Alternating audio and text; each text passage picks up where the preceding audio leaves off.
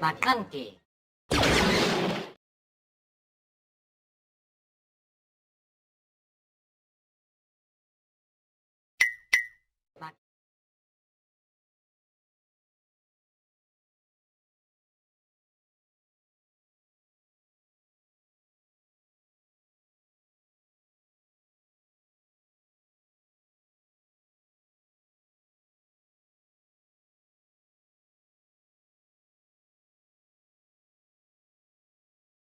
Good morning, everyone, and welcome back to the Cantina Clash here at Top Deck Games with Maclunky Gaming. I'm here, Pasqwalle, with Jordan from the Colorado Cantina crew to start off this 1v1 day after an incredible team tournament yesterday that saw my fan club take it home.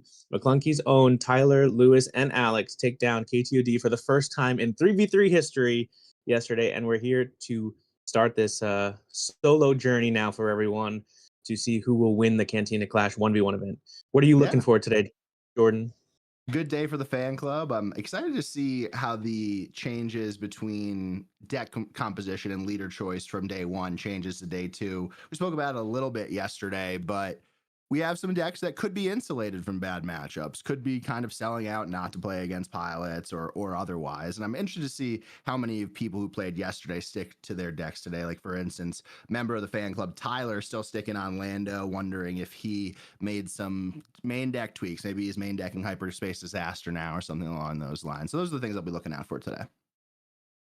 Yeah, decks like Lando that, need a specific deck composition to, enable the leader more consistently, and maybe have to make some concessions in a 1v1 where, like you said, in a 3v3, they can be kind of insulated against certain bad matchups. And we saw Tyler go on a tear yesterday with that Lando deck. Only played, I think he said, one pilot deck, which often can be specifically those colors worst matchups because you don't have the upgrade removal in Cunning and Vigilance like you do in Aggression. Yeah, so we're getting a little bit of a repairing here. We're getting everybody setting up to their tables. Looks like our main matchup will be an Enfys Yellow versus a Vel Red. Vel kind of coming on the scene yesterday and last week in London, Pasquale. Is that your favorite of the red variation so far, the Vel variation so far? The Vel Red really caught me by surprise on stream, I think. I maybe didn't what's the word? Like I was unimpressed by Vel as a whole, but watching the red package with it, because I think most people were trying green specifically, was really impressed with Arvel's scheme just coming down and taking control of those credit tokens that you're giving your opponent. So it's a big threat, really fast. Obviously, you get aggressive negotiations on top of an experience token on your leader flip. So there's a lot of cool synergies there that made that deck look really impressive to me, and that was one I was championing the team to play behind the scenes. But in the end, I did feel like Lando was a bit more consistent of a deck, even though that deck kind of counters Lando, right? It's all the credit hate that deck can main. But we saw Tyler yesterday navigate that matchup really well. Mm-hmm. And that's actually going to be our backup matchup. I'm getting word. Our main matchup is going to be Chewy versus Tobias. Another matchup of two new leaders. Like, we're seeing it across the board. We saw it yesterday in the final match with a Lando versus Vel match. It's cool to see these new mechanics and new leaders on display. Yeah, it's hard not to want to play credit leaders, right? Like, who doesn't want to temporary ramp into like really powerful units early, even if it's not getting your leader out? And I think that's why a lot of these leaders are super appealing, like Tobias, like Lando, even Chewy, like this massive leader that's also generating you credits. Credits are a really, really powerful mechanic that I think is just going to continue to shine as we get more cards and more top end for some of these decks. Yeah, it gives me another excuse to have a nice shiny token on the board as well. I'll do some clanking around, spending credits. I love that too. But Exactly. outside of the credits, one of the main themes we saw yesterday was definitely the pilot leaders. We're looking at the deck list that we have submitted behind the scenes here in Melee. Looks like a little bit of a drop in popularity for the pilot leaders. We don't have any exact percentages yet, but just taking a quick look, doesn't seem like it's as loaded as yesterday. That's a little surprising, I think, for me. I've felt like Luke and Boba and Vader are just really, really powerful into these ground-based strategies, even if they are getting out some powerful units early because of the credits. It just feels like, you're able to push so much damage and create so many threats that it sometimes doesn't matter. But maybe these players are feeling a little nervous after yesterday, and who could. And obviously, everyone knows pilots are going to be powerful, right? So maybe they're just worried about being targeted. Yeah. We do have a little bit smaller of a field than yesterday, but there isn't a single Boba Fett pilot in the field. Wow, that was similar in the European event, the Nexus event, right? There weren't that many. I think people thought there was going to be a lot more. It's funny how Boba Fett, the pilot leader, was heavily played when he. What I said privately was that he was played heavily when he was pretty bad and mediocre, and now he's probably really good, and nobody wants to play him. That's what it seems like, anyway. Yeah, and we've been saying that on our podcast of the Cantina crew for months, where it's just like, when is it going to stop? When is it going to go down? And the answer was never. Also, to that extent, looks like we only have one Luke data vault in the field as well. So that was a leader that was represented just about in, I think it was in 5 out of 8 of the top 8 pairings yesterday. So big decline from that, and it's cool to see. Like, we have more Grand Admiral Thrawns than Bobas. We have more Padmes than Bobas. Didn't have that on my prediction list. Yeah, same. Yeah, Luke yesterday was the most represented deck in the 3v3, and it's interesting to see. Obviously, maybe some of those players aren't attending today, had a busy Sunday, but even still, the fact that it went from most represented to a lone data vault is also very interesting. Yeah. So we're getting started here with Dayhawk and Brian. That Tobias Red that we saw bet on last week in London, pilot to a win. Really complicated, really awesome deck. And we're seeing the showcase, which adds a couple leader points for win percentage for sure. Yeah, our overlay is, I believe, slightly backwards based on the player's orientation. I think the Chewy is on the right, knowing what Lewis's fancy watch looks like. Um, But yeah, Brian, I played Brian at Galactics actually. He's a very good player. So I'm gonna be really interested to see how he navigates this matchup. It's kind of aggro v aggro. Who's gonna take the control route here? Because someone's gonna have to, unless they're just gonna kind of ignore each other and try and do their own strategies. Yeah, I think it probably has to be Tobias taking a little bit of the control. What's interesting is that early in the game, this Tobias deck really likes to pressure space, right? They really want to get 10, 15 damage on the board with their haulers, with stuff like that. Chewy's trying to do the same thing for the most part, right? They want to push space and then pivot to ground if they can with the Chewbacca flip. So it'll be interesting. Another thing to pay attention to here is that Chewy can self damage as well. Yeah, Chewie can self damage, and we saw that play come up yesterday with Dayhawk, where he killed his own Nemec, right, to finish off that game. That was a really spicy play that the casters didn't catch until it was like basic the guys until I believe Nikki scooped. So some really fascinating interactions with these two leaders. Totally. Starting out here with that aforementioned Karis and Chio fan on the Beckett side with Brian. Start with 2 to base and that card draw getting it going. Yep, Chio definitely Brian's best opening, trying to fish for more cards, find that hauler. If Tobias can get hauler on curve, the deck just soars.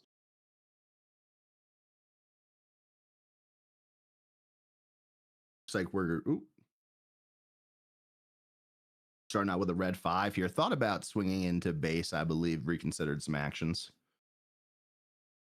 Yeah, Lewis trying, I guess, to gauge how much card draw should he give Brian, because technically the Nemec can clear the Chio if he wants to lose the Spy and the Nemec. So he's trying to figure out what's the best action here. Yeah.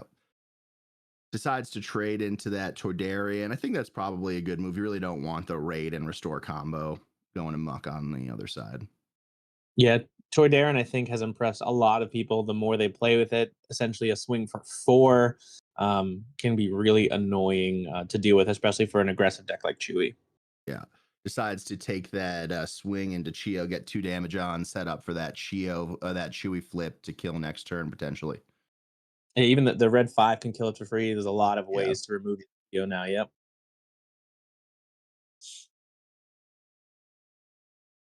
Think we see a Chewy flip this turn or a little bit of patience? I think it depends on which way Brian goes here. I think Lewis tends to like to flip Chewy on 4, right? Get it out a turn before the Tobias. I do think we'll see it. Just a matter of, I think, the way that Brian chooses to play this first couple actions here. Totally. We see him holding on to that nimble prowess, maybe trying to have a little patience himself on that side, get that quick tap on Chewie potentially. Yeah, this shield's not long for the world, so he will need another ground arena unit in order to exhaust that Chewie. And we saw that yesterday in Dayhawk's match. Really, essentially turned the entire game on its head and caused uh, Dayhawk to actually lose that first game thanks to that nimble prowess. It's really powerful against Chewbacca. Yeah, and same here with that Vel shield. And there is a downside on the way out, but right now it does make some sequencing a little bit more challenging for Dayhawk. Yeah, Vel, when played, give a friendly unit a shield. When defeated, give an enemy unit a shield. And we do see that Chewie flip on curve. Yep. Here comes that nimble prowess tapping down Chewie. That shield really coming in handy here because this line wouldn't be available otherwise. Free to base from that red 5.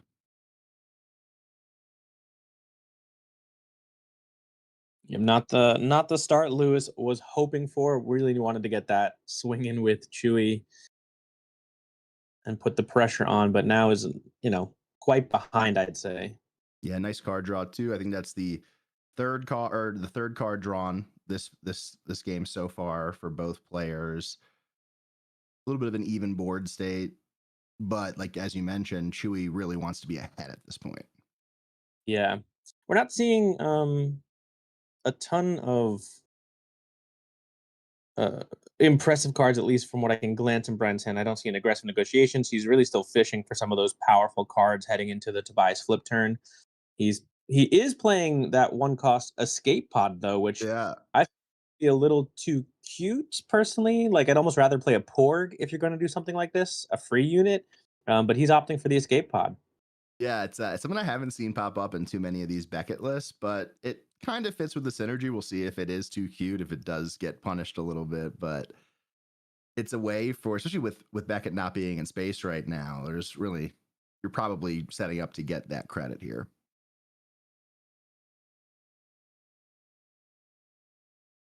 Hot shot maneuver looks like it's going to go down on Chewie. Yeah, hot shot maneuver extremely powerful with Chewbacca, giving a deal 4 to the Chewbacca's on attack essentially because he's got 2 abilities, so he can throw a resource at a unit and also gets that on attack from hot shot. Really, really, really powerful. Now he's debating on which unit to kill essentially. What do you think the right move is? I think he should kill the Vel and just take the shield on the unit, honestly. But I'm not. He's maybe worried about giving Tobias too many cards. Yeah, I think that chip might have already sailed with the cards, right? You've already gotten some value out of it. Takes that And he shield, does. puts it on the escape pod. Yeah, Brian, I believe, gets to choose. So Brian Oh yeah. opted to give that escape pod the shield because he's gonna flip and defeat it anyway. Lewis opts for the double kill with Chewbacca not going to base. Interesting. Yeah, that he like we established he's actually playing full control. We thought it might be Tobias. I think you could see by Brian's pondering here, he's a little confused by it too, a little caught off guard with what the expectations were. Yeah. And I think, like I said, it's also his hand isn't particularly great. Like, unless he's got sudden ferocities in the row, there's not much happening here for him. I don't see much top end. I see the new 2/1 shielded sentinel. So maybe he was able to draw something useful after that flip turn, but his hand is relatively low impact from what I can tell. Yeah, it looks like he's holding on to some credit hate. That droid laser turret lost and forgotten with 7 effective resources to use this turn. Free to base from that red 5, bringing Beckett up to 6. Yep, not the explosive flip turn you want to see as Tobias, right? Just there's nothing to exhaust. There's no good lost and forgotten target. You could take the Chewie out, but then your Tobias, which is typically a big part of the strategy. You want this turn to be really great. Is very very vulnerable to removal with 1 HP remaining. Yeah. Takes 3 to base. And then to your point, when you're flipping Tobias, in my limited experience playing the deck, you're looking to sudden ferocity. You're looking to set up a Crescent, and you really don't want to play a droid laser turret that will just get blown up by Chewie. Yeah, Ebon Hawk is actually a card I'd consider using Lost and Forgotten on. It pushes so much damage so quickly, being able to hit for 5 with the disclose of a heroic card. Um, that card has surprised me when I've left it ignored, just how quickly I probably regret that decision every time. And a lot of we haven't seen any space threats from Brian yet. You have to assume he is running the hauler. Lines up perfectly to trade there as well. Yeah, exactly. And that's where Brian is on the, a little bit of the back foot. Cause like I said, the deck really soars when you have the hauler on curve, and he doesn't even have it on 5 resources at this point. So he is definitely on the back foot. Opts to go with that droid laser turret first, still sitting on 4 resources, so some options are available. Yeah, and we're seeing the space assault from Chewbacca now begin. There's, not much in Brian's hand to deal with that outside of that Lost and Forgotten. So we'll see if Dayhawk can get there with this space fleet. In terms of the defensive space units, I think the only unit that you see this Beckett list run typically, and it's not even defensive in the traditional sense of the word, is that Blade Wing, which right Mm. now, with this type of fleet, is pretty ineffective. Yeah. You don't want to pay 6 to bounce these 3 cost units. It's not what you're looking to do. Typically, you want to get a Sentinel out of the way for your ground units to get through. Yeah, Tobias, like I said, if it doesn't find that hauler, can really struggle in space specifically. So we'll see if Chewbacca can get there, and it is looking very good. So we're seeing another Nimble Prowess come down. Really, I think that's a card pointed out by Wu a couple weeks ago in his Jin video, just really rising in popularity, seeing a lot of play across multiple decks now. Yeah, it was a MVP of the limited experience in Secrets of Power. Now, with all the removal being rotated out of Premiere, these exhaust effects, especially cheap ones like this, really, really potent. And we're seeing Nimble Prowess now be featured in tons of Vigilance decks. Yeah.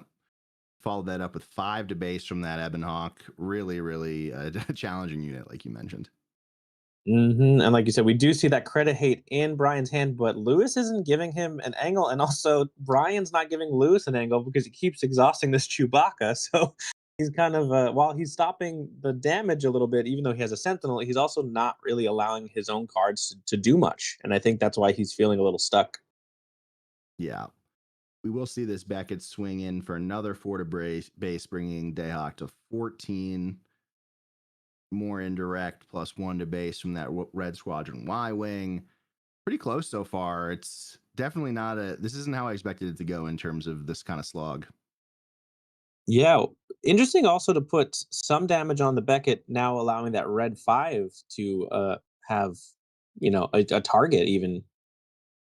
Yeah, it's true. Here's that Lost and Forgotten. So he was thinking ahead of us and getting that heal Yeah, back down to 10.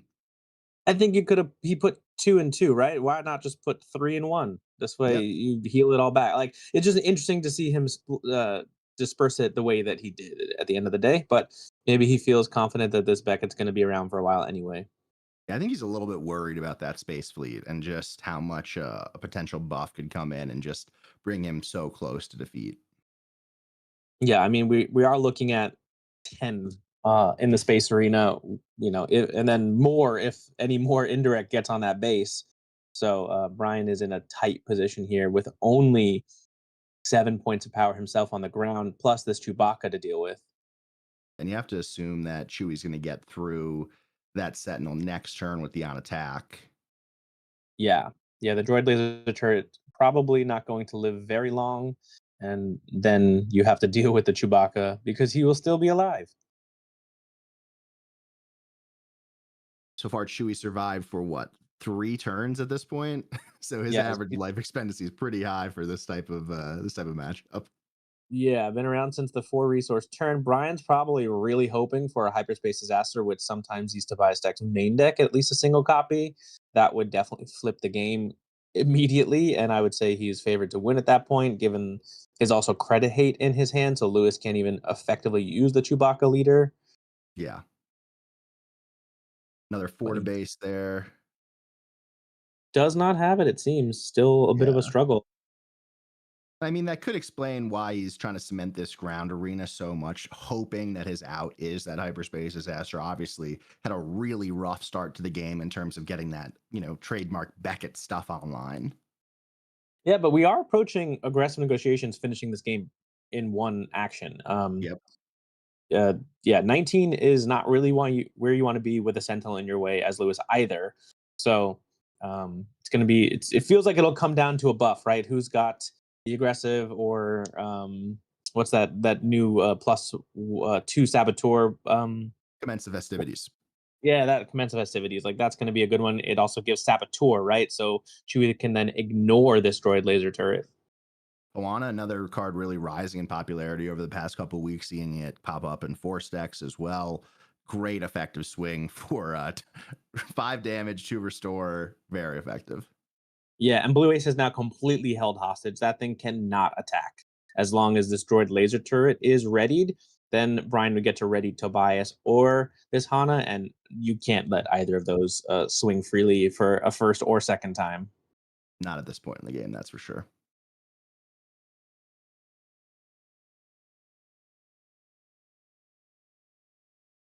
We do. I think Lewis is debating a Han pilot. I can see in his hand trying to get a buff, but that Han is not going to be able to absorb all that indirect pretty freely. Looks like that's what he opts to do either way. 3 to base plus 3 indirect.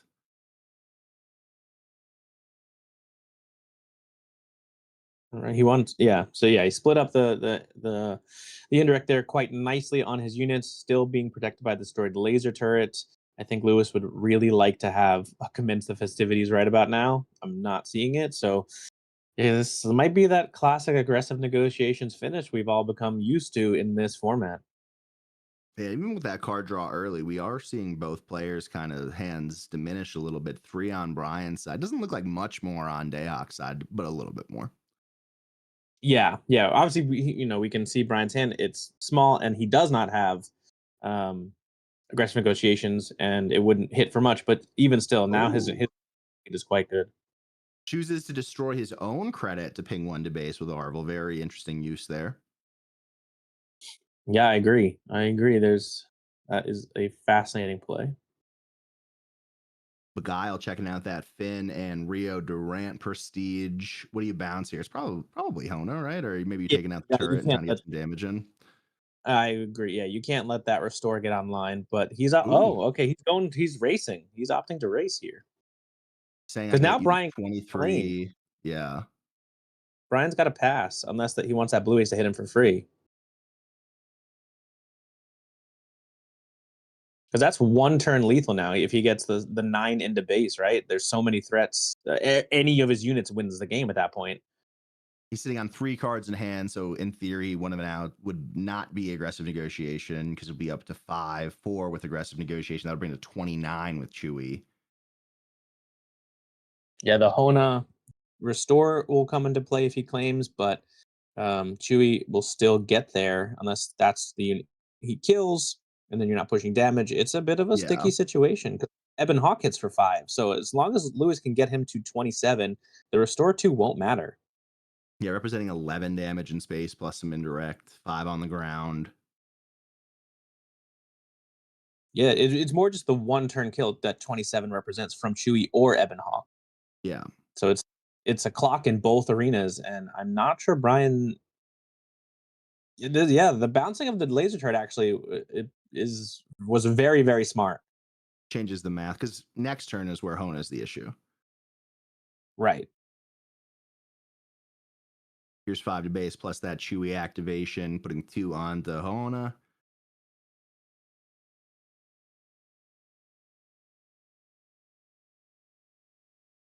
Again, if Brian, it seems like he didn't claim. So again, the Blue Ace is held a bit hostage here. But if he claims, then the Blue Ace takes to 27. The Restore 2 goes to 25, and then he loses to Chewie or Eben Hawk in one attack. And that is the problem. And that is what he's probably realizing. Like, what what do I do here? He's really between a rock and a hard place. It seems like his only true out might be hyperspace disaster, but even not with that, because then Chewie finishes it up, right? Because if he's Yeah, claiming into exactly. hyperspace, he'll get blue aced, and then Chewie could finish things up. So it's looking pretty dire. Yeah, because of his hand size, he has aggressive is not an out. Because because it would only be +4 thanks to the extra card in his hand from the Beguile, and that would just be 29 with Beckett. But I guess Hona could get there? Would that be enough? 5? No, it's still I think that 9, would still right? be 9, yeah. So we're seeing that 4 damage from Blue Ace coming in, a claim from Brian, and that looks like it's gonna seal it for game 1. Yeah, I don't see an out, and I'm not obviously not even seeing the pump. So yeah, That's a really concession. interesting game 1. Really interesting. Kinda reestablishes my expectations for the rest of this matchup a little bit. Yeah, we both thought that would play out very differently. That's the great thing Uh, about a new meta. It doesn't matter how much you play, how much you practice, you're still gonna get surprised. yeah, and I will say, that not that I compliment him very often, but that is is I would say that is to his credit here because he plays this Chewbacca deck very differently than most players I've seen. He does tend to play it more mid-rangey, more controlly, as opposed to just beat face and hope I can win with a pump. Yeah, I think that is more in line with these aggressive negotiations deck, which Chewy I think does maybe run a copy or two, but it's not the singular focus.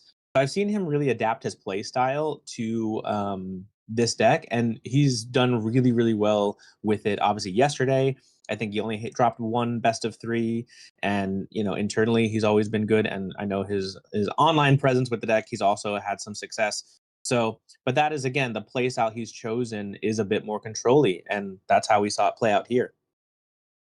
Yeah, and I think when you think about Chewy and a lot of the lists that are coming out right now, really leaning into they hate that ship and getting like a 3 drop out on 1, really, really pushing prior to the flip turn and then having that flip turn be like that final kibosh on the matchup. I think yesterday, to your point, we saw Dayhawk on stream, I think 3 or 4 times throughout the day, and very, very just very clear display of a mastery of the deck. If you guys are interested in Chewy, I definitely recommend going back and scrolling through his matches because it was really good, right? And he played some matchups where it felt like he had the lower hand and felt like he was almost like a victim of where he was sitting in that in that 3v3 format. Was able to battle through, so really impressive stuff all around. Yeah, and his list that at least from yesterday, which is now public, I think has some interesting choices that I haven't seen in all the Chewy decks. So it's really the beauty sometimes of a new format, especially is when you can cater something to your play style. It's an aggressive leader, right? High stats can come out really early. With something like an unmarked credits, you can get out even on the second turn. And Lewis has decided to not kind of go for any of those gimmicks and really just abuse the stats that Chewy gives and the free damage that he can throw around with his leader ability when he's deployed, and even sometimes it feels a little bit free on the leader side to just play a little bit more control for a deck that is relatively aggressive. But like you saw there, he was able to kind of control the ground with just Chewy and then end the game with all of his space units. So it's a really fascinating balance, this Chewbacca deck. And he set it up to make it so your possible outs were really limited. Maybe 2 turns prior, the hyperspace disaster would have been a thing with some credit spend, but by the time that it came into being a must, it wasn't possible based on Chewy existing still, right? And Chewy, usually you see him, you're like, I got to get Chewy off the board right now, right? He's a 5/6 that could come out on 4. Him to stay around until 7 goes a long way, even if it's not necessarily providing pressure every turn, because he did get exhausted multiple times, did get blocked by the Sentinel, but still there, still providing a threat.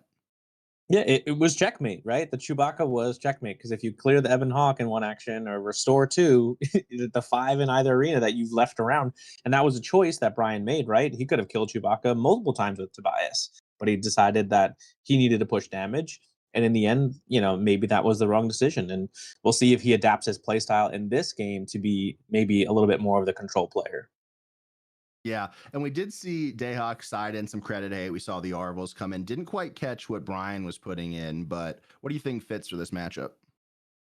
It's a little tricky. I mean, there is more credit hate, but we saw Brian's hand kind of be clogged full of it, and Dayhawk not use Chewbacca's ability, right? He had to destroy his own credit to trigger the Arvel scheme. So I'm not sure what Brian would want to bring in again, besides maybe more removal and play a bit more control. Yeah, so that Chio start with the Red Squadron Y Wing in space. Like you said, I think this probably is his strongest start here on the ground for Tobias. Yeah, and again, he really wants to find that hauler on curve, and then he's cooking with gas. Draws one, two to base, followed I up think we by I think he just drew a hyperspace disaster, which he will definitely be holding on to after last game. absolutely no hauler. It's looking like though. Yeah, that's rough. It looks like he actually has all removal and upgrades in his hand. I think there's a Tradarian. Yep, Oh, that he did have one other unit. blends in with that the blue double aspect hyperspace that you see there. We do get the quick ambush from Sabine coming in, taking out Trodarian. One of the weaknesses of that unit with the raid 1 is that only has 2 natural power. It gets Sabine to stay alive here. Yeah, Sabine kind of nasty right now because can also trade into the Chio, so essentially a 2-for-1 unit, a unit that normally would be a 1-for-1, maybe popping an upgrade on the way, but not a impressive 3-drop overall with as a 3/3 satellite. But into a deck full of 2/4s and 2/3s, Sabine is actually pretty powerful. Really nice board state here with Sabine and the Y wing in space on that Chewy flip turn. Opt in for, we gonna get a trade here, Pasqwalle, or going to base, you think? I don't think he needs to trade into this Sabine particularly. I think he needs. I think again, I can't see what he drew this turn, but his hand didn't look particularly amazing. I think if anything, he was debating on playing another Nimble Prowess to ignore the Sabine, but I think this is on Lewis to actually trade off this unit. Yeah. Looks like we see him finally draw that hauler. A little bit late, but still plenty of time.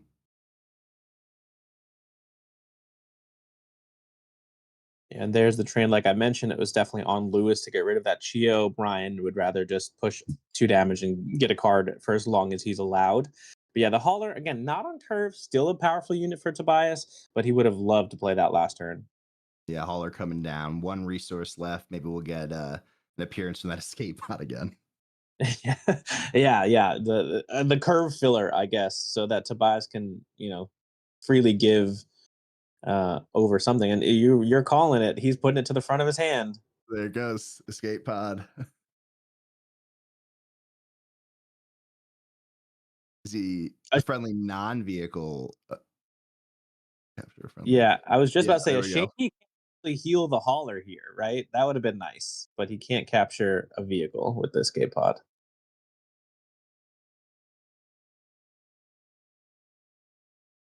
Another All 2 right, so damage to that hauler, yeah. we saw the Chewy flip, and now get a free attack into base for the first time probably in 2 games. It was Yep. uh, thwarted multiple times last game, but now that hauler with 1 HP, I assume might just get a quick attack in and then succumb to that Y wing. But what's interesting now is like Lewis is definitely not going to replay that thing.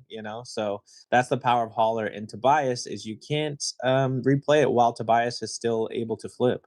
Yeah, the risk is just too high. And, we're going into that Tobias flip turn, has 1 credit on the board. We'll get at least 1 more from the escape pod. There is an Yeah, argument, I guess, for you can, if you wanted to, you could give the hauler on that first action with Tobias's ability. I'm not sure if that's worth it or not, but it really depends on how many you're trying to spend on this turn. Like if you are sitting on Chrysanthemum, I could see that making sense. yeah, they're discussing base math now because we have the base at 10 and Brian has only put it to 9. I believe it's the 5, 6, 7, 8, 9. Trying to decide where that 10th damage came from. I think it might actually be. Oh no, okay, it is 10. Yeah, 10. So we have all agreed.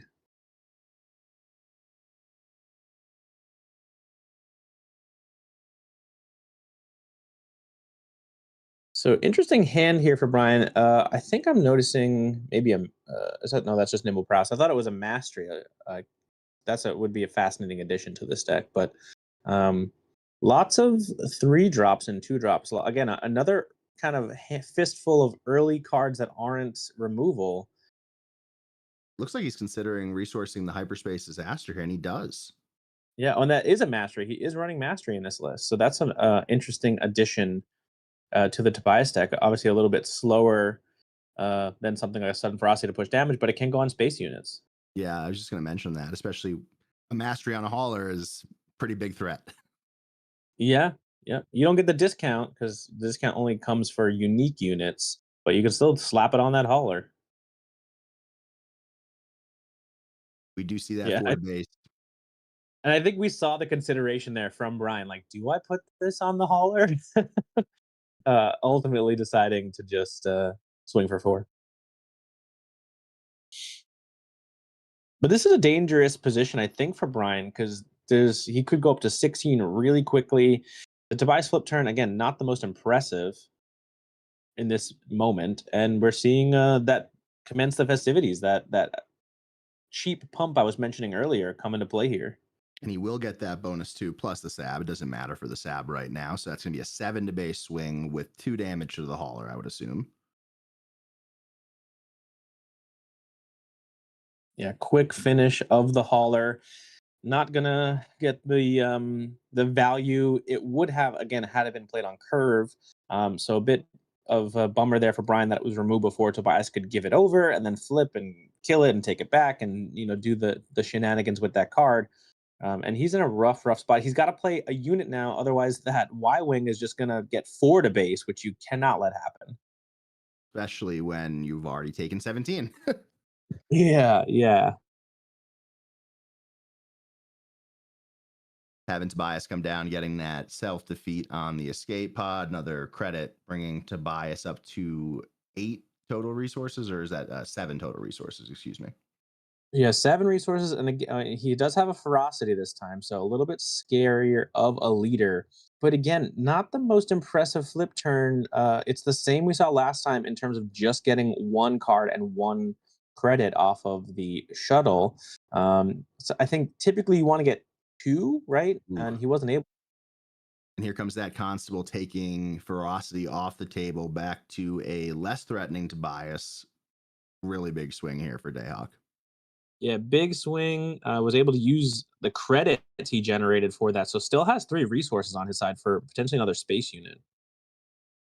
Here's that mastery coming in on Beckett with the discount. So now Beckett is a 7-9.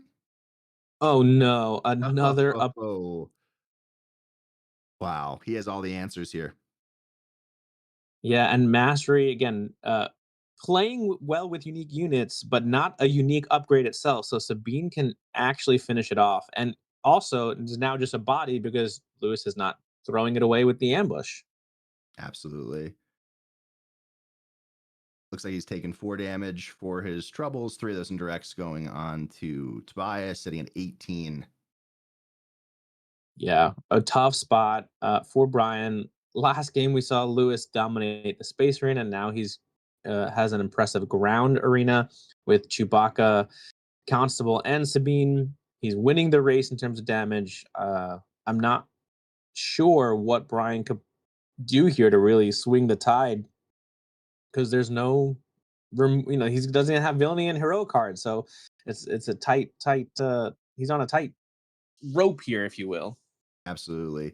Nimble Prowse coming down. I think Nimble's probably Brian's MVP so far in these 2 games, really helping him out. Not getting him over the edge, but if that didn't exist, be a lot of a worse situation. I think Dayhawk, on the other hand, really showcasing how versatile this deck is. Yeah. Oh, Arvel Skeen's a big play here to now put Beckett in range of trading with the Constable or the Sabine with that 1 damage to the unit.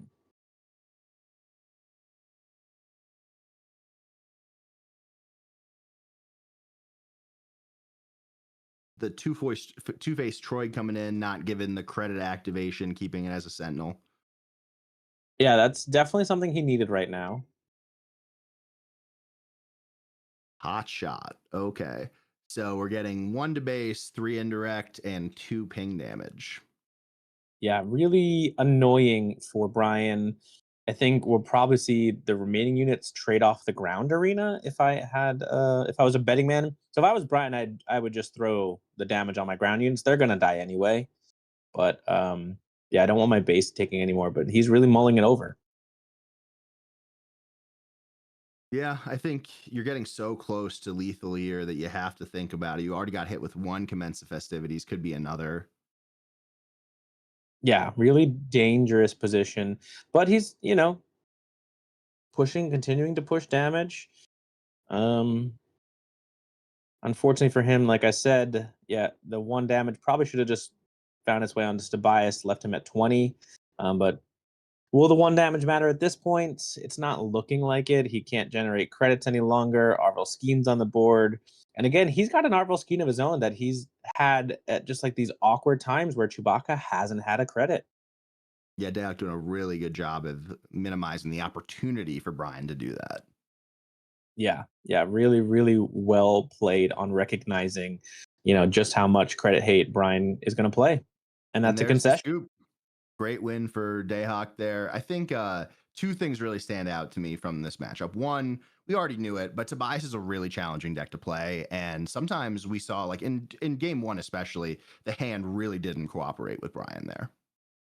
Yeah, and if you were watching the next event or just watch the recap from Swoop Racers, I mean, Benton himself said he won almost every game on exact lethal. Like this deck is like the tightrope deck. It's very powerful, but you're not doing anything super crazy unless you get the hauler on curve, and then you do some really powerful stuff and can win, a little bit more easy. But otherwise, you are playing to kill your opponent on exact lethal. Like that is what he did last weekend consistently.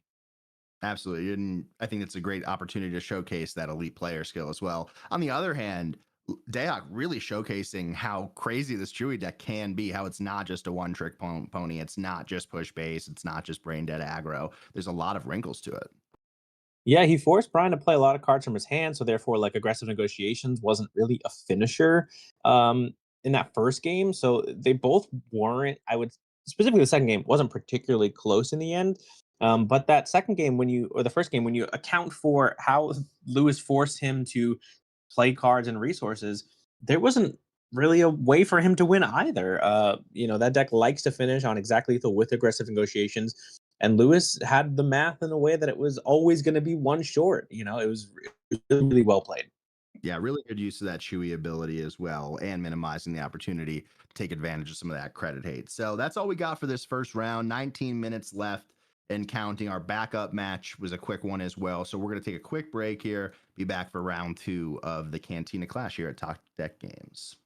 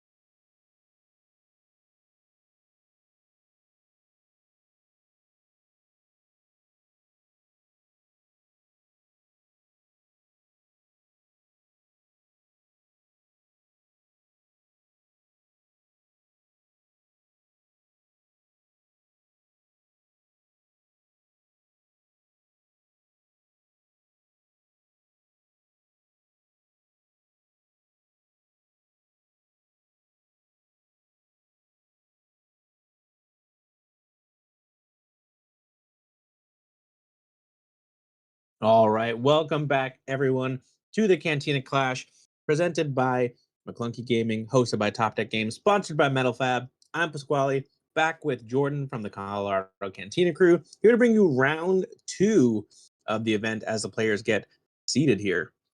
And we got another interesting matchup here. We have Aura Singh and Grand Admiral Thrawn. So we'll see if this Aura is playing a little bit more on the mid-range side or for closer to control. We'll see. What's your prediction there?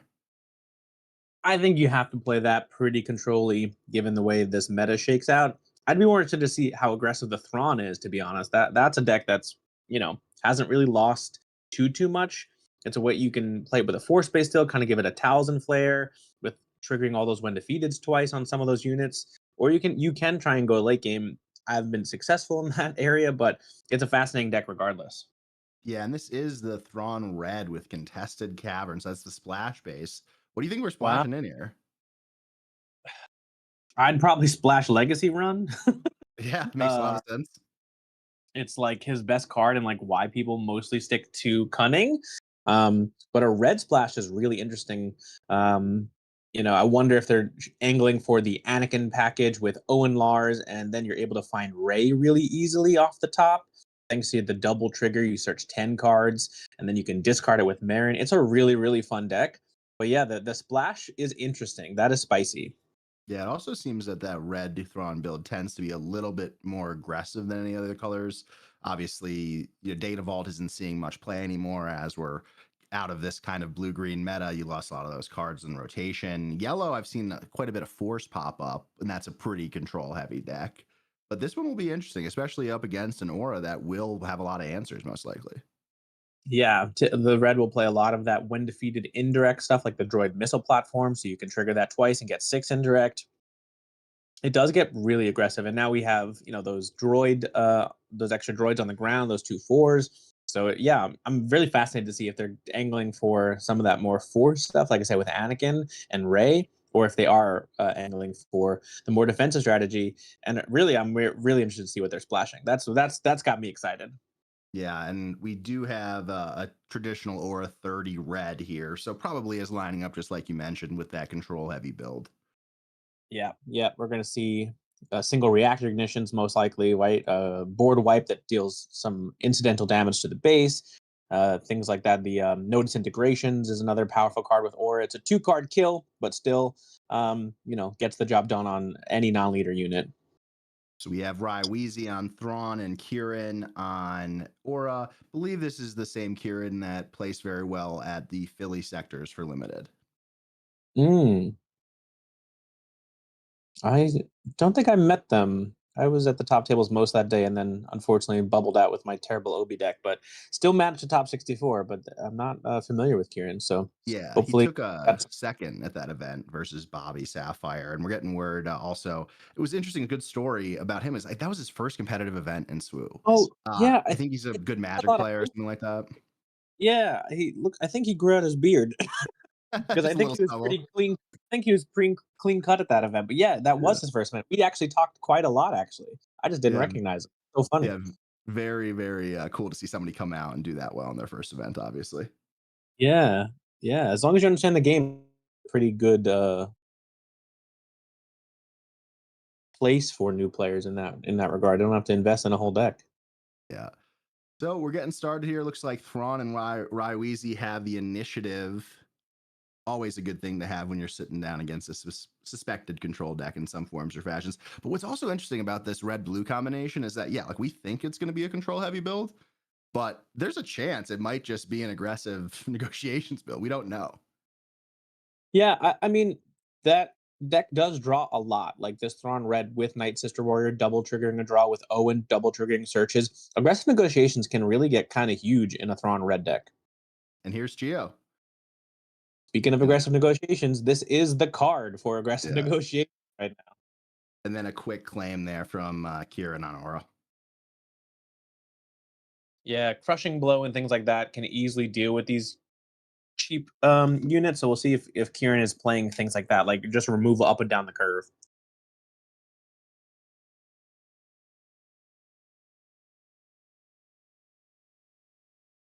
We get a pass from Kieran here, it looks like, or Yeah, Yep, it pass looks like from Kieran. his hand looks rather expensive from what I can gather, and also a lot of space hate. So just a claim, actually. I think no, he drew from Chio. Okay. Yeah, maybe he's just hoping he has something better that he could do. Is that a Daring Delve in his hand? I haven't seen that played yet. It is Daring Delve. I'm gonna have to look that up because I have no idea what it does.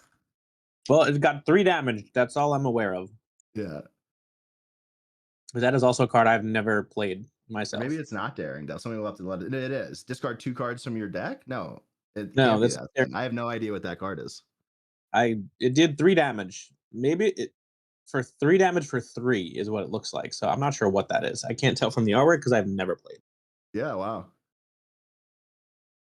And then just the claim followed up there. Yeah, and there's a droid missile platform I was mentioning. Oh, it's the Really powerful. piercing shot. Got it. Mm, yeah, sure. I mean, now you can defeat Chio first action, no more draws. But with Clean no that up. board, droid missile platform is potentially going to deal a lot of damage. Yeah, it looks like knowledge and defense to clean that up. We'll take 3 indirect. Potentially twice, so 6. Yep. Yeah, it's a lot. And then we're still gonna get this Chio hit to bring Ore to 8, another card draw. So hands getting chunky on both sides. Did he restore though? Well, he should be at 10, right? 2 Chio Uh attacks. 2 Chio attacks plus 3 indirect 2 times, so that would be 10, yeah. Yeah, I think we're missing some damage because he didn't restore anything. We'll see if that we could get that rectified coming up here quickly. Looks like they're doing the Yeah, math themselves right now. yeah. Yep. But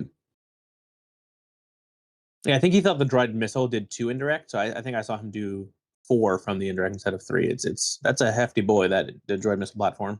Absolutely. Krennic coming down with that shield. Really great enabler for this Thrawn deck or any deck that's doing when defeateds. Yeah. So yeah, so many options. Just follows it up with another Chio, but it allows you to play things like Owen Lars for free. Really, really powerful 2-drop that Krennic. Feeling better look at Kieran's hand here. Does seem to be heavy, like you mentioned. A lot of removal options. Seeing that droid missile or that droid laser turret front and center. Might get that played this turn. We'll see. Yeah, this is 5 resources. A little bit awkward, again, given his hand seeming a little heavy. But if he can survive till 7, he might be, decent. There's with a charge with treason, showing another charge with treason. So he says no more draws for you. And Mando. So always a little insult to injury when you get a second charge of treason shown to you on that disclosed. 2 more to base. He Yeah. pressed it the wrong way, so up to 12. Yep. I think it could be a learning curve getting used to the damage buttons when you're not using it, you know? Yeah, we saw a very deliberate slow tap there to make sure he didn't mess it up this time. So that Showcasing was his kind of, intentions are pure. yes, exactly. Yeah. Getting that Chimera come down, know when defeated to claim. Still a big unit in space. Big unit space, and also a very powerful when defeated for a deck like this. You're going to be able to get potentially 4 TIE fighters. Really irritating for Kieran to deal with until he can get to that single reactor ignition turn. Yeah. In order to clean up 1 per turn, maybe 2 on her flip, but 4 is more than 1. Yeah, yeah. And it's obviously not something you want to be flipping to kill, right? These little 1/1s that are just going to Yeah. poke you down. So, but with initiative, we'll see what removal he has. Because that's inevitably what the deck is trying to do, right? Just survive and get to something like Annihilator, maybe. The top end here in Villain is really there at this point in the game. Getting a no glory on that Chimera. So they get the tokens, they get the ties. Yeah, I want make sure they realize that, right? I think Looks like they're someone was. scrambling looking for ties. Yeah, there we go. We have 2 Oh, Metal Fab action tokens representing 2 damage. there we go. Beautiful tokens there by Metal Fab. 2 to base from Krennic, bringing Ore to 14. 14. It is Thrawn's flip turn as well, so potentially go right to 18.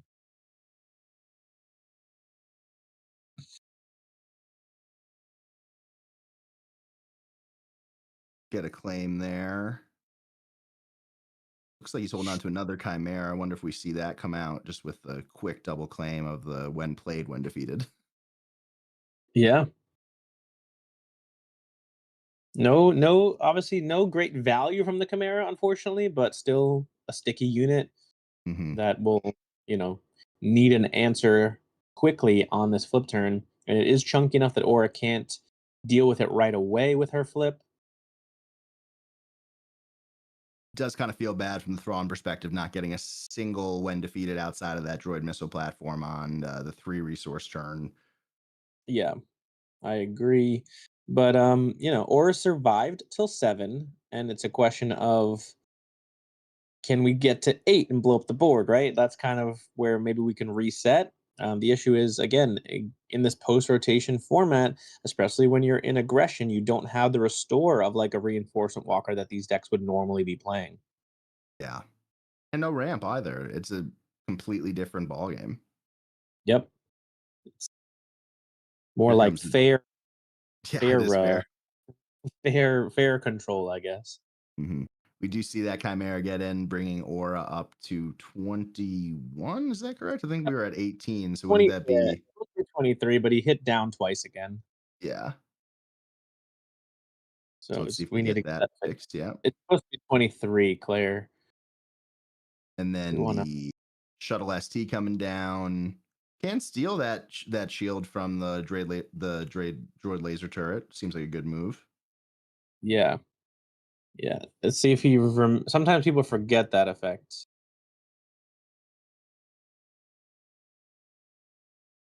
He's now remembering. Oh, You can get 2 shields though. Okay.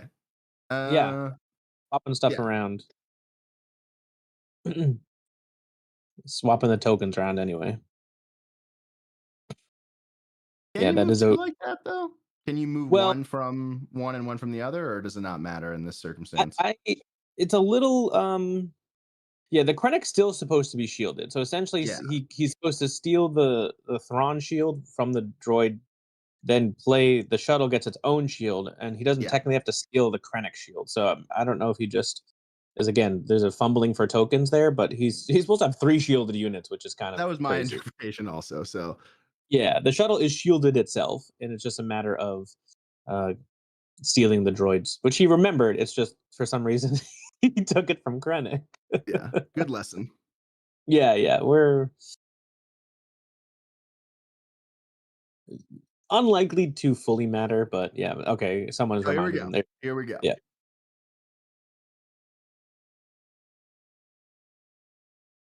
Here comes that condemn on Thrawn.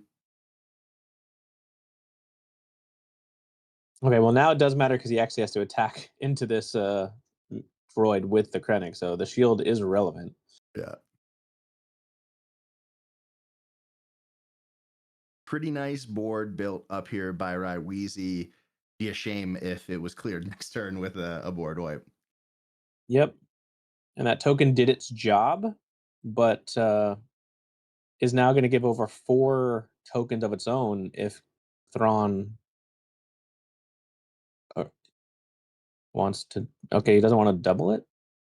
Give it to the next person. Yeah, we're still missing 1 regardless of double, right? Because it's 2. Yeah, so it should be 4 unless he was trying to save the when defeated trigger. Okay. So we're doing Got it. the dice thing. Okay. So it's 1 real token plus 3 other ones, I guess is the way they're choosing to do that. Makes sense. Kinda. Kinda. Either way, really unfortunate position for Aura to be in my opinion. Single reactor is going to be good, but now you're going to be taken to what 26 minimum if he doesn't have the board wipe. And looking at his hand, I'm not sure if he does. Yeah, I see maybe just a lost and forgotten is his biggest removal, but he really needed to be able to blow everything up here.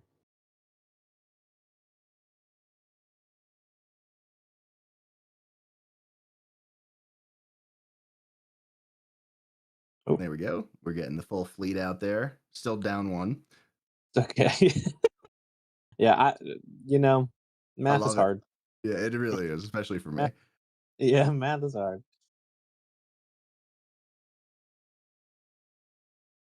But again, those really nice metal fab tokens coming into play there.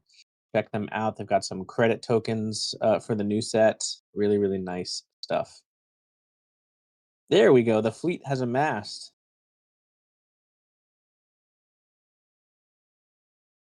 So if that signal ignition reactor does come in, it's 4, 5, 6, 7 to base. Seven indeed. But again, I'm still wondering how you win, right? We got to flash the vents here on Krennic, it looks like, Yep, giving him a +2 buff, swinging in for 4, bringing it 4 to 27. 27. Lethal in one action with the shuttle, unless we do have it. Yep. So that's 7 damage to base. 1 for Kieran, bringing him up to 28. Yep. So we have gotten to this point, but feels like any unit that sticks now will end the game. Okay, so we missed one there for Thrawn. Oh, I guess no, the flash event kills Krennic in that circumstance. Yeah. Then we're just waiting on 1 to base for Kieran, right? I think it's just enemy base. Is I it don't just think you enemy? Okay. deal. I'm pretty sure it doesn't self damage. Um, he does need to give that condemn back to Kieran though. But Yeah, beyond you're that, right. it's It's just just enemy. yeah. Essentially, now we do want Raiweezy does want to play 2 units, right? Because inevitably, one at a time is what this deck's going to thrive on. So that ship is definitely not going to end the game. And then it's a question of can I mass multiple threats with 3 or more power so that I can push? Because with a fistful of cards like that, and we know he has a charge with treason from the disclose potentially, it's just not going to get there just yet. Looks like we're getting a big tap here for a Lost and Forgotten, healing back down to 24. Yep. That's a good spot for Kieran because now he needs a 6 attack unit and potentially, again, like I said, you want multiple threats so that you can push damage. Here's the Hona coming out. Another card. We're seeing tons of play over this weekend, which is cool to see. Yeah, I think quite slept on initially, and then as you start playing the format, you do realize that it is quick and there is a lack of restore now in the game. So having that restore 2 on a chunky unit like that is really, really, really powerful. Kieran claims initiative after that. Shuttle ST steals another shield token. Yeah, full value on the shuttle, unlike the Chimera. And Raiweezy just trying to sneak in some damage, but he's now got a Sentinel in Hona's way and potential removal coming down on the shuttle. It's another Lost Forgotten. Then Kieran has now stabilized decently, honestly, heading into 10 resources. So one Yeah. more for Annihilator, or 2 more for Annihilator. Was it 11 cost? Another Lost and Forgotten, just like you mentioned, down to 21. Really getting out of range now. Yep. And I wonder if that is indeed like the top end we're playing for, right? Annihilator seems to be potentially like the best finisher that you can find in these colors for villain, but it does take some time. So we got one more turn, and obviously he has to draw it to get there. Yeah. Um, Could also see Persecutor come into play. Maybe Lawbringer, but probably not as much. He yeah, is holding a Devastator in his hand, but blue red, no shortage of options. yeah, Devastator is a good option for sure. That classic 9/6 deal 4 indirect, but relatively easy to remove, right? And I think that's where Yeah. stuff like Annihilator is just a 12/12 behemoth. Here comes that double disclose again, clearing the board. Might be time to considering a scoop here. Yeah, we'll see. All right, Brenda 2 Bright units. and the Cavern X-Wings. Not a bad double trigger there. Yeah, yep. And that's the thing, right? With Raiweezy's deck, like I said, you do want 2 units, one to get an attack, but you also are going to start playing powerful when defeated cards that you can double trigger, like a Droid Missile platform, which can kind of erase that lost and forgotten healing. So Raiweezy, this I would assume this is actually a pretty good matchup given the nature of the deck and the when defeateds. So gonna be annoying for Kieran unless he can find some like no glories and get those on his own side. It's that typical catch 22 because Aura could just clean it up by herself, just using the ability, but you're going to take. Okay. So we get the no glory used on a Rinda Price there. Yeah, not concerned with the. That might do it. Flash events for 4. No, he's going to be 1 short. Yeah, 1 short.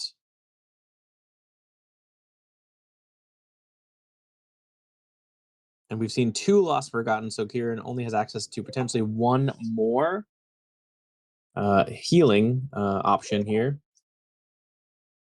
Here is the Bellard Valance, I think it's pronounced. Pretty tough one. Yeah. Yeah, and this ship is also quite annoying, right? You don't really want to kill it to get 2 cards into your opponent's hand, but that is again the power of Thrawn to this matchup.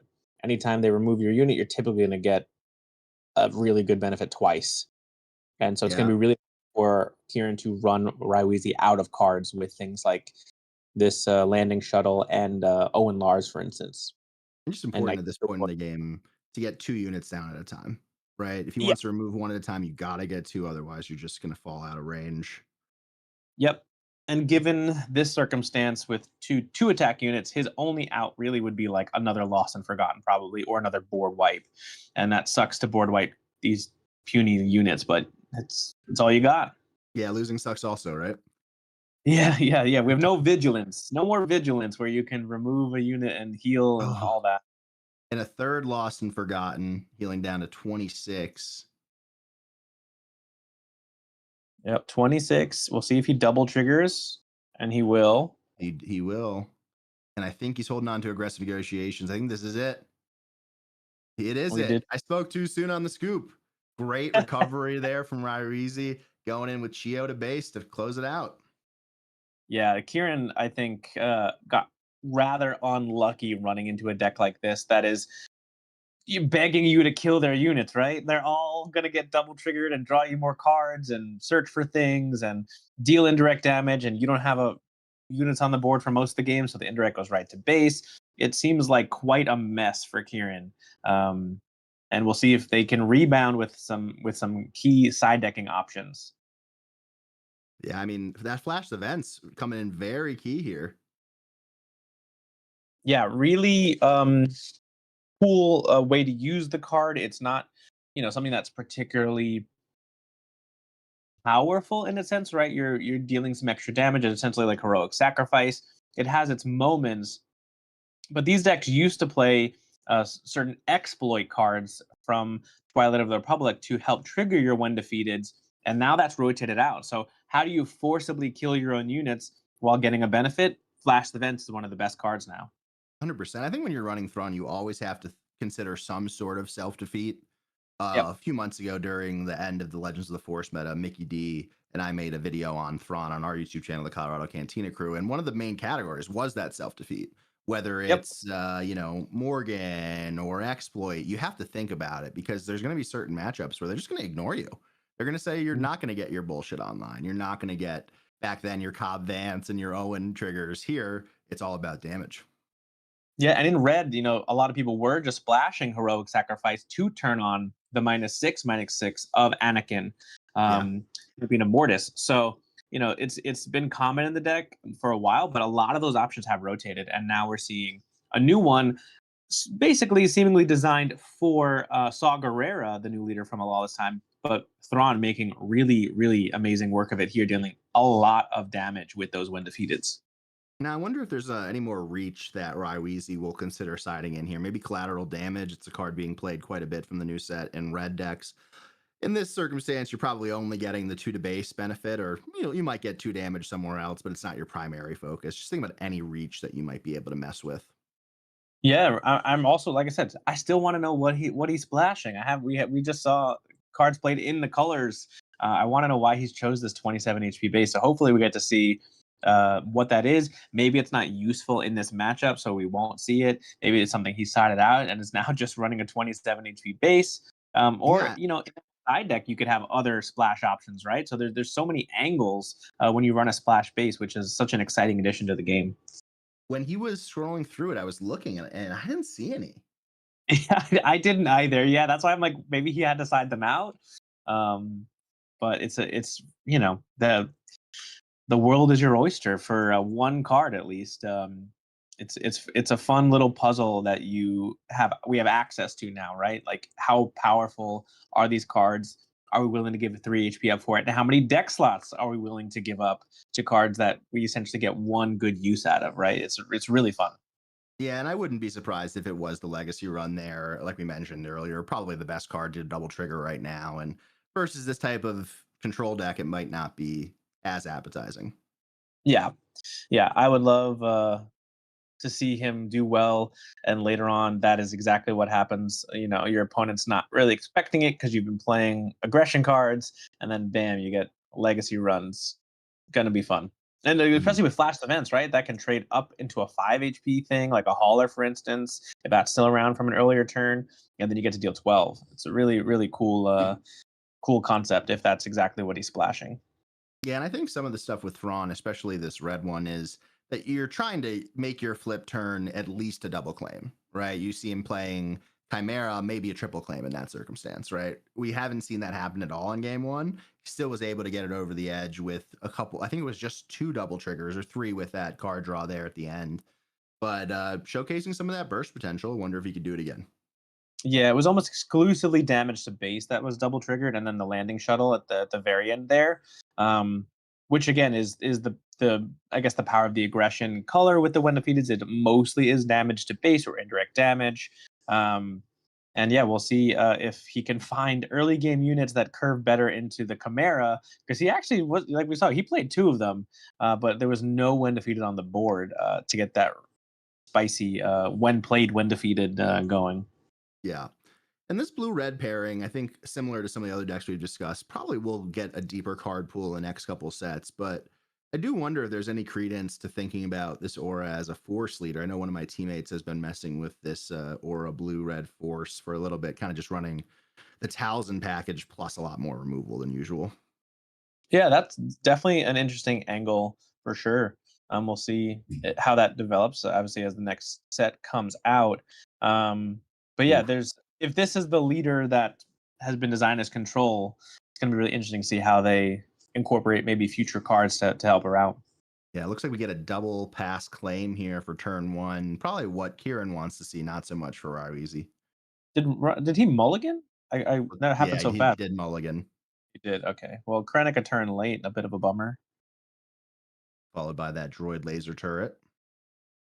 Yeah. We'll see if Raiweezy has the shuttle on curve again. Can That'd be double nice. shield that I droid think he laser. just top decked it. Did you? Oh my God. I think so, yeah. Every single time. That's 3 for 3 now. Yeah, I do see the prestige version in his hand. You're seemingly correct there.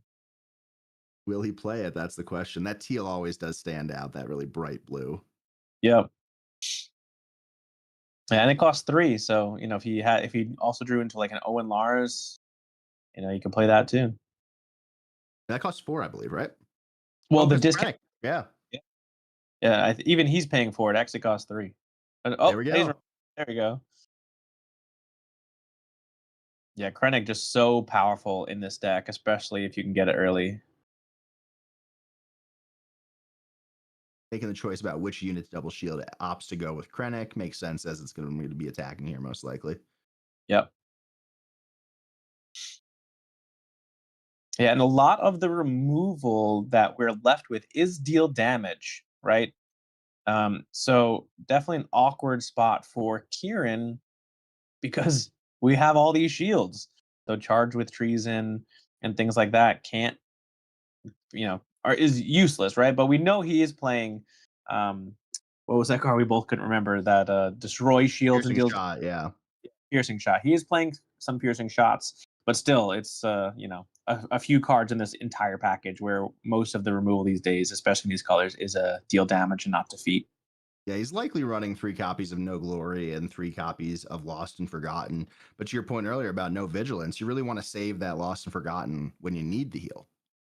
Yeah. Yeah, he was having to use it on severely undercosted units, so he was paying 6 to defeat 2 and 3 drops, and that just feels really bad. Here comes that piercing shot again, taking Krennic out.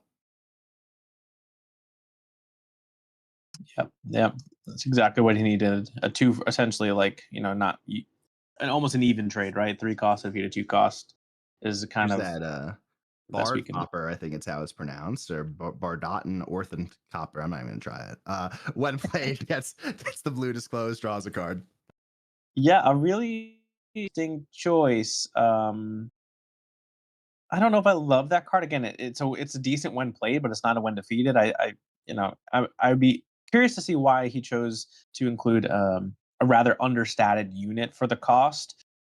Maybe he just again is really leaning into that aggressive negotiations more than we saw in the first game. And every card he wants to play, for the most part, has like draw card on it. So that could be the angle. Yeah, I'm with you. I'm not sure I'd endorse that angle, but I think he's probably saying to himself, it's a space meta, needs something to fight, and I get to draw a card. Could be worse, I Mhm. suppose. Yeah, could definitely be worse. But yeah, as we get more sets, these are the cards I'm looking at in decks like this that I'm like, oh, I can't wait to replace this with something better. Exactly. See that first swing to base much later in the game, really favoring Kieran at this point in terms of base damage. Yep. And we did see the top end space unit there disclosed for condemn. So this time we do have top end in Yep. our hand to hopefully help stabilize. And that planetary bombardment just does 6 to base, or 8 to base, excuse me. And then let's call it war, popping the shield and doing 3 to that space unit that I won't pronounce. Yeah. Yeah. Again, And another then, like the deal damage popular removal text right now, and just having to deal with a shield instead of actually finishing off a unit. But Orasing gets to then defeat the, I think it's an Ornthopper is how that would be called. yeah. But yeah, gets to free kill that after the damage, and we're on to Aura's flip turn now. Yeah, so pretty explosive turn there in comparison to the rest of the match so far. Bit from 0 to 15 damage. Yeah, indirect when you have no units is a pain. Because a lot of the indirect damage on printed on these cards is kind of at a higher rate because seemingly the devs were thinking you'd put it on units too. But when you Mhm. don't play units and it goes all to base, it's a pretty good rate. There's that Cantwell exhausting Thrawn disclosed was a true member and no glory, I believe. Yep. Yeah. So that Thrawn will no longer ready for until that Cantwell is dealt with, which very very powerful. And now Raiweezy also has to be cautious with playing something really valuable that the aura can just free kill anything with 5 or less HP, obviously, or not really wanting to target that Cavern Angel's X-Wing. But we'll see if they get a juicier target soon. Yeah, you gotta be careful about this because it's representing 4 to base with just with the undefeated. Yeah, that's an annoying card from a Lawless time for Thrawn's red specifically. Gets in a swing to the base, deals 2, then they have to trade into it. Now you're all of a sudden 6 damage dealt by your turn 1 play potentially. There's that, you pronounce it, the Ornthopper. A Chimera would have been huge there as well. We're 1 turn away from that being a reality with the 2-drop before it, but could be a good line for Raiweezy to go after here, get that double claim, and then have it die. Yeah, this is actually a good single reactor turn because you're also killing the Thrawn at the same time, so it can't double up the when defeated. Yeah. So if Kieran has that, that might be the honestly the best play they've got in this moment to stop that double trigger. But getting to this point at 15 damage on base, much better than game 1 where I think they were over 20 at this point, right? And then we needed 2 lost and Yeah. forgot to bring us further down.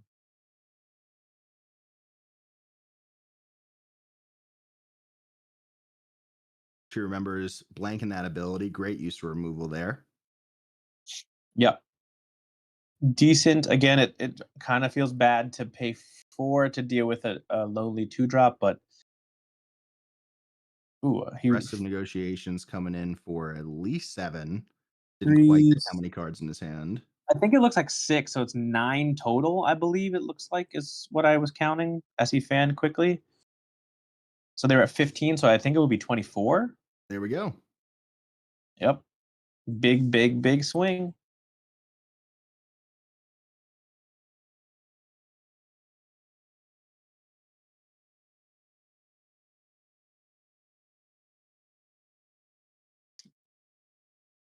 I think you just gotta clear it with clear it with Cantwell or clear it with Aura so that Aura can kill the next card played. Well, you've gotta hope. As long as it's not like a droid missile platform or something. Yeah, I think you need to keep your resources open just in case it is one of those. I guess you've already spent 4, so you can't know glory. Knowledge and There's defense. get a nice little card draw. Yeah, I think But again my point still stands of like, but how does Kieran win, right? yeah, we Uh, should see a claim there. We haven't seen him draw Annihilator. We have seen Devastator in his hand. yeah, but if you're just presenting these single threats of your own and um yeah, it's not really doing much, right? Like I think Yeah, sometimes like this in pre-rotation would basically be a mill deck, right? And that would be aided by vigilance. Um in this, like you're still having to play chunky space units, but you're because you're not playing much else, your opponent can just hold their own single room. Maybe they're only playing a couple copies, but they don't have to play it on anything until you drop that 12 cost unit. So I think that's my issue with a deck like this right now. But he was able to win round 1, so it's clearly has a victory condition we're just unfortunately not fully seeing right now. yeah, I think it's probably a tough matchup as well. Here comes Yes, that yeah. Devastator, taking out the Onyx Squadron, no heal. Yeah, the definitely not to take away from how good Thrawn is into a strategy like this. But it does seem like things are lining up a little worse for Kieran than he'd hoped for in general. Yeah, absolutely. First appearance of the Night Sister Warrior, my personal favorite turn 1 play in the Thrawn in general. Yeah, I love getting that card draw going early. 6 to base from the Cantwell. Wonder if Raiwizi's running any upgrade hate here. Yeah, it obviously is the Constable color. Oh, so it could be the case.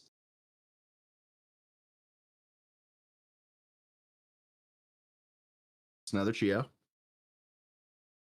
I'm also one thing I'm not a fan of that Ryan Raiwizi has consistently done as Kieran's claimed quite a bit with this shuttle ready. I would just keep attack. I would, you got to make your opponent have it. Keep Yeah. attacking with that shuttle. Get new information and force them to have the disclose. And he's just been passing right back, so he hasn't actually gotten any information on what's in Kieran's hand. Because the first disclose was the Cantwell that left the hand a long time ago now. So might as well see what else is there, right? Yeah, I mean, if he's claimed initiative on the other side, there's no downside. You're not Yeah. attacking into a unit. There's no Sentinel on the board, for instance. Yep. All right. So Rai Weezy has established quite a ground force, making single reactor ignition quite juicy now. And we are on the 10 resource turn if Kieran decides to resource here. A Yep. lot of cards in hand for Wires. He looks like about 5. He's doing a great Yeah. job at hiding it from us, so keep the mystery up. Yeah. Five in hand, so a +4 to aggressive negotiations. Um, Essentially near lethal with most of these things. So we get the deploy to kill Axe Woves, followed by a Galen, Oh, and we'll get word wow. what we're calling here shortly. Galen for 6 from the row, assumably to blank aggressive negotiations. If I was a betting man.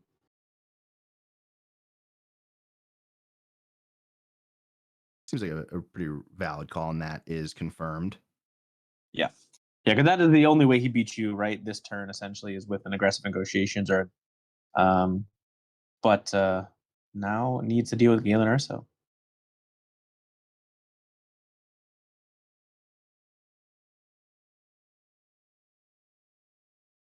Flash the Vents again, putting in the work and now drawing 2 cards when that Night's Warrior is defeated.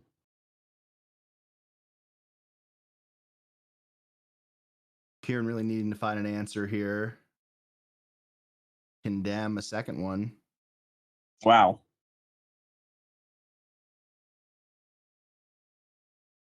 He's holding on by a thread, but has enormous space presence here. There's price coming down.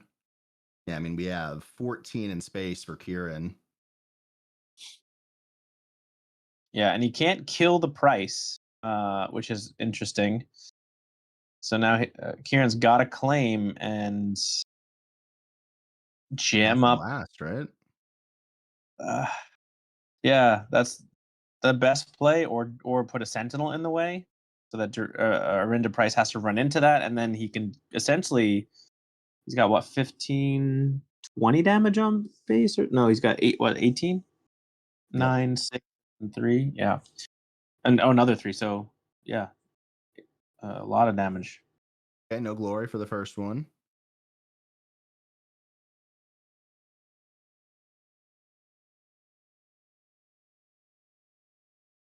So he can take Raiweezy to 21 if there's no force of an early claim. Oh, okay. Oh, he is gonna sack the aura for the Arinda Price when defeated. Yep. I don't know if I fully love that, but I guess if he's got enough removal in his hand, maybe the 3 damage that aura represents on the ground is rather irrelevant. I think that's the perspective he's taking. We do see quite a bit of removal in his hand. Yeah, he's fanning out a third Condemn, a Lost and Forgotten, and a single Reactor Ignition, and then another Devastator. But again, I still don't love that Raiweezy has not attacked with one of these Condemn units to find out what other card he's got in his hand. 100%.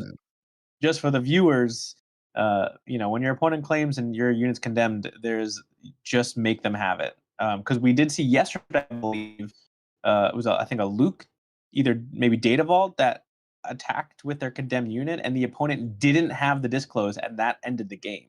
So you never know when you're gonna get lucky. There's a sudden ferocity on the Chia. I wonder if he's trying to set up, just get 1 or 2 across the finish line. Yeah, right. He's trying to buff it up so it can get out of the -6 range, right? That'd be kind of funny. Yeah. Because if he has another flash the vents, that would be +5, so it would be 1 damage.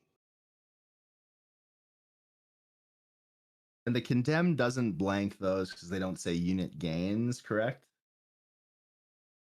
Yeah, and he's not even gonna risk it. He's just gonna fire off the Lost and Forgotten there, heal down to 25. And we see this cavern X-Wings coming out. Which is lethal with a flash the vents. So it might just be better to take, it almost might be better to take 4 here and just kill it. Rather than give the option. Yeah. You can't even leave it up, right? Because flash events, aggressive negotiations, could be lethal. You're only at 5. And there's the Night Sister Warrior. Yep. So these last 2 hits might be clearing the board here. Yeah. We did see Kieran opt to go 9 to base, bringing Raiweezy to 19. And the scoop is there from... I don't know. Yeah. My guess says it's Kieran, but I'm not sure. I don't know. Well, because Kieran can just easily kill both units, so maybe Raiweezy scooped. Yep. Looks like we're getting set up for game 3, so it is Raiweezy scooping. Wow. Wow, really well played by Kieran there. The patience paid off. I assumed a lot of those when defeated in directs and things would come into play and kind of close out that game there. But I think, that Cantwell just put in so much work, leaving that Thrawn on the board as dead weight, essentially. Yeah, we saw that planetary bombardment really come in clutch earlier on in the game. Wonder if there's any sort of other reach like we talked about. I think there was a couple spots there where the collateral damage just would have ended it instantly. Maybe he's opting more for the buff style with aggressive negotiations plus flash the vents as opposed to just damage and reach that way. But really well played from both sides. I think what we're seeing also is it does kind of hurt when you're just have no chance of playing your splash base card. Maybe this is the type of example why you should have a backup. Yeah. Oh, right. It's not 30 HP, so there was lethal on board. Yeah. The damage. I forgot that there's a splash base here because we haven't seen it come into play yet. So yeah, that was lethal that turn. So the 27 kind of biting Raiweezy there actually because he didn't have lethal at 30, he had it at 27. Yeah. If anything, maybe some lessons and when you're going home and recapping how your play was, what your deck list was, if you made any small errors or any ideas from the future. I think one probably would be building in a backup that isn't as sensitive to these control leaders, but you probably don't expect to see control leaders. So maybe that's Yeah. not even true.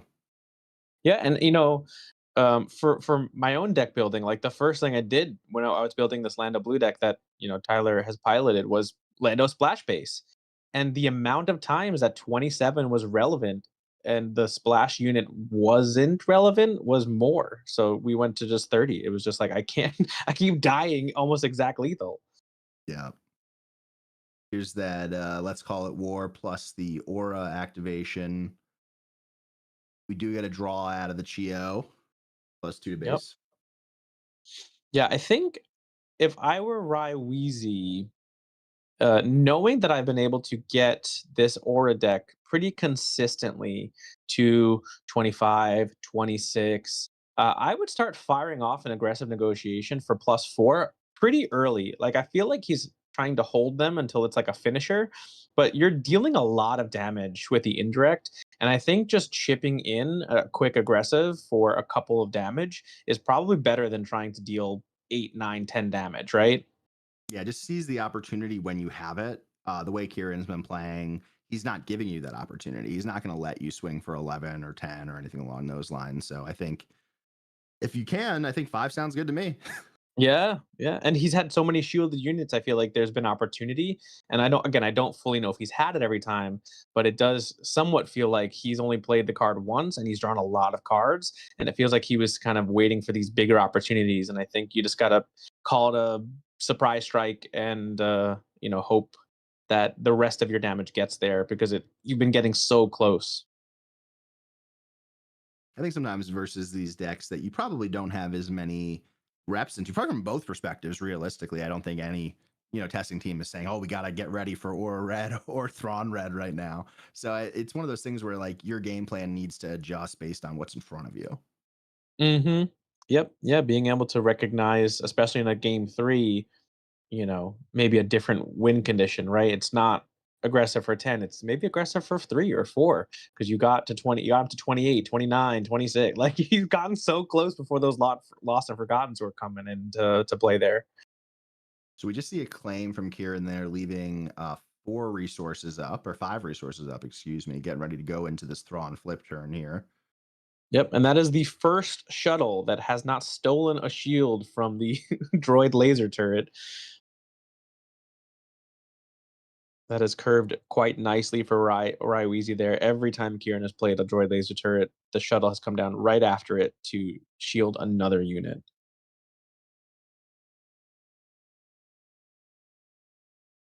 Get our first Lost and Forgotten fired off just to heal 2, taking out that shuttle. Thrawn's coming out.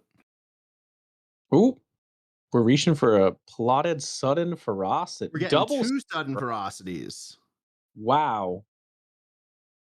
All right, so That you're is a taking 10 to base here and hoping he doesn't have condemn. 10-7 leader unit here. He doesn't have it. Yeah, he has it in hand. I'm almost shocked we haven't seen an Outer Rim Constable even come out of the side deck for Raiweezy. Like these condemns have been so annoying, and you're in aggression to not be able to draw them or to not side them at all is definitely something maybe they need to reconsider if they're not playing it because we haven't seen it at all. And in game 2, there was a chance for a third condemn to come down and just sit there the entire game. Yeah, we are keeping these deck lists private until the top cut, but you would have to imagine that it has to at least be a consideration. Yeah, and if he cut it, I would put it back in after this event. That's for sure. Like those condemns really slowed you down in game two, especially. And now you're. I mean, I guess the benefit is the leader's still going to be hitting for four if he gets condemned. Yeah. And what do we have to follow up? Is it another sudden ferocity? That'd be hilarious. Uh, no, it's a Oh, condemn to old blank the condemn. condemn. I love it. Wow. He said, "I'm hitting for 10." Yeah. So for those that don't know, it's a really confusing interaction. The condemn blocks the second condemn blocks the original condemn because you condemn your condemn to get condemned. Yeah, and that is also showing the reps that Raiweezy has put in to the Lawless time meta because that has really only come up recently, and now this Thrawn can end the game on its own, which is crazy. There's the Cavern X-Wing again representing 2 plus its double trigger. Again, the condemn doesn't blank that part of Thrawn's ability either because it's only on attack. Wow, could you if we end game three in 3 minutes because of three attacks from Thrawn, that would be wild. Raiweezy, I take it back. You don't need upgrade hate. It's all good. Yeah, just need your own condemn this whole time. Yeah. So Kieran really needs like a Cantwell cruiser here or a single reactor ignition um, to get out of this mess. And he does have the board wipe here, saving him a little bit, which is good. Yeah, and Thrawn does not get to double trigger the when defeated. But there it is. There's Oh the planetary wow! 8 to base. Great finish from Raiweezy. What a game. Wow, from a 30-minute or so slog of game two to I think this game ended in 4 minutes because of Thrawn swinging for 10 twice. Yeah, he's like, I don't care. I'm not giving any time. No can't well, nothing. I'm just going. I love to see that performance. Wow, what a close to the round.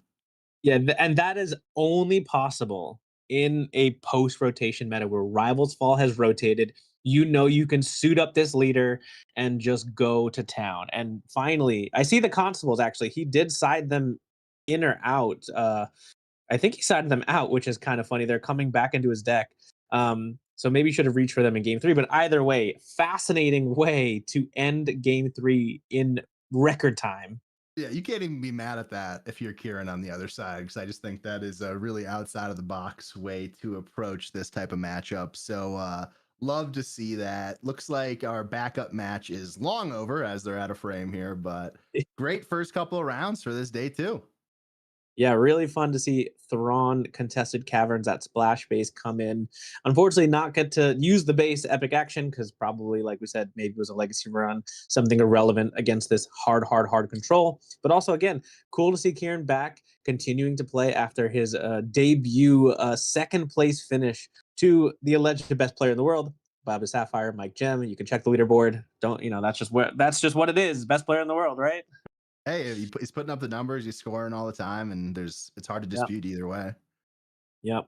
So really fun second round here. We've got one more round with the two of us. I will definitely be taking a break after round three, but hopefully we shouldn't have too much of a break. It actually looks After like we're going to get a little bit of a longer break here as we're going into yep, a deck check.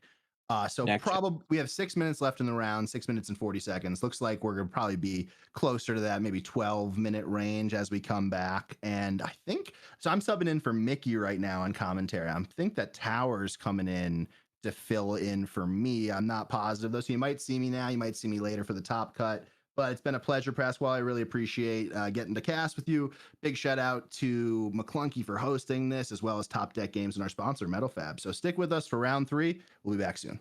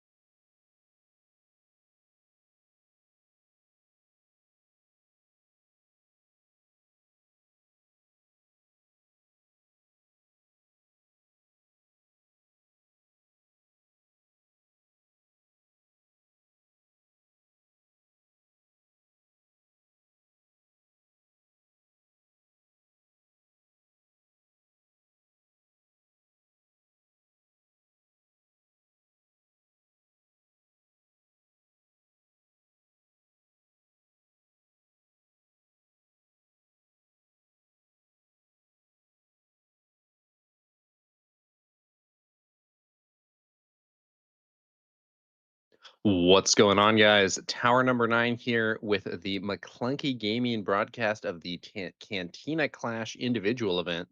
I am joined here by Pasquale, who is coming to us live from the cruise ship. Pasquale, how are you doing?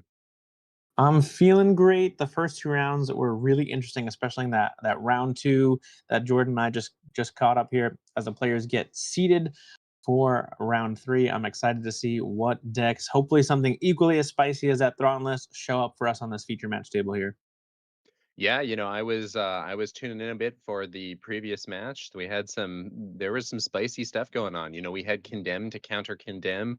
We had Thrawn going aggro. It was interesting. Yeah, I definitely didn't think we were going to finish that match, to be honest with you. And then two swings from Thrawn and one planetary bombardment later, it was over. Yeah, very very different pace between some of the games in that match, but we'll see what happens here as we're moving into that next round of Swiss play.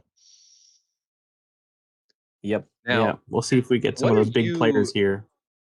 what are you most excited about in this meta, Pasquale? I know it's a time when things are really in flux. We're looking at a new set, but more than just a new set, we're looking at rotation really causing a big shakeup in existing styles of play. What's really caught your eye so far? Yeah, I think the biggest thing that a lot of players have pointed out is with the removal being less than desirable. It and obviously top end outside of some of those heroism cards being not quite present, especially for villainy. It's kind of become this like strange mid range slugfest for a lot of different decks. So we're seeing all sorts of be it mid-range space aggro, mid-range ground aggressive strategies really take off. And I think that's been fascinating to see the game develop from what it was, which was you kind of had all decks having tons of tools to really now the mid-range tools are the strongest, but it's a matter of are you going space or ground feels like the question because of the lack of removal options. Yeah, it's been pretty interesting, and I think I was a big Sabine player. Sabine has, of course, rotated. I like that aggro style of play, and it's been interesting trying to figure out what the best way to run aggro is in the new set. I was trying Sebulba for a bit. I don't think he's quite there, honestly, but the Chewbacca leader has some pretty spicy and interesting plays, though he's a lot more complicated to play than Sabine was. Yeah, yeah, and we've seen Lewis Dayhawk really pilot that in a very incredible fashion, kind of jockeying between a mid-range control player to then a very fast, aggressive slanted deck. It's the Chewbacca deck has really caught my eye because of seemingly the flexibility that powerful stat line on a leader gives you. Yeah. And I think a lot of the times in the past, ground aggro really struggled to get past some of the powerful sentinels we've seen recently with cards like Chirrut Imwe from Legends of the Force, or Captain Typho, another card with a really that can be a really big obstacle for a lot of ground aggro. But Chewie with that extra strong stat line to make up for having to pay to deploy can punch through those big sentinels and keep fighting, which is really handy if you want to be a more aggressive deck on the ground. Yeah, now we're seeing an Enfys Nest leader from the new Lawless time paired with a Cunning base up against his Mother Talzin Yellow Force, which we saw a lot of yesterday. Yeah, so Enfys Nest is a leader that can double on attack effects, which can be nor on the leader side of the card, you have to pay 2 resources for that. But once Enfys deploys, she has the same thing as a passive ability once per round. So if you couple that with some powerful on attack abilities, it can be kind of similar to what we've seen with Thrawn, for instance, doubling those when defeated cards. Yeah, I've seen this deck a little bit, and it actually tends to be a pretty heavy space deck with stuff like Ebon Hawk, very powerful on attack ability, doubling that for free on the deploy turn. And some of those there's a bunch of powerful upgrades the deck can play that give your units on attacks, and that's typically the way I've seen this deck played. So it'll be interested to see if Cardboard here chooses to do similar things that I've seen in the past. Yeah, there's a really strong synergy on the ground with Enfys Nest's helmet, which is, kind of fitting, I suppose. Now, was that a pilot Han? What happened there? He didn't I think that's swing. a Mandalorian pilot giving that Falcon +3/+1. So now that's a 7/5 Falcon in the sky there. Yeah, Mandalorian pilot. So +3, +1. Yeah, that's some big numbers here. Yeah, And powerful when pilot ability if there's another unit in the same arena, but there is none for Josh Everly. It's probably rare we'll see this Talzin deploy to space until much later in the game. So we'll see if they can fend off the onslaught that is coming their way with this Falcon. yeah, that's a lot of numbers, and the Falcon could get even bigger because this is Millennium Falcon Get Out and Push, which allows you to have two pilots instead of just one. So we could see that Han pilot jump on later and boost the attack power there even further, but Yeah, not for now lovingly at least. referred to as the clown car pilot Falcon because you can just have a slew of units in there. Yeah, I remember back in the day playing Wedge, get like Pilot Chewie and R2D2 and my leader on the Falcon swinging for huge numbers. That was nasty. Yeah, yeah, and this Republic, this Y wing does have an on attack. We'll see if it's doubled by the Enfys Nest, which could be a 6 indirect if they choose to double it.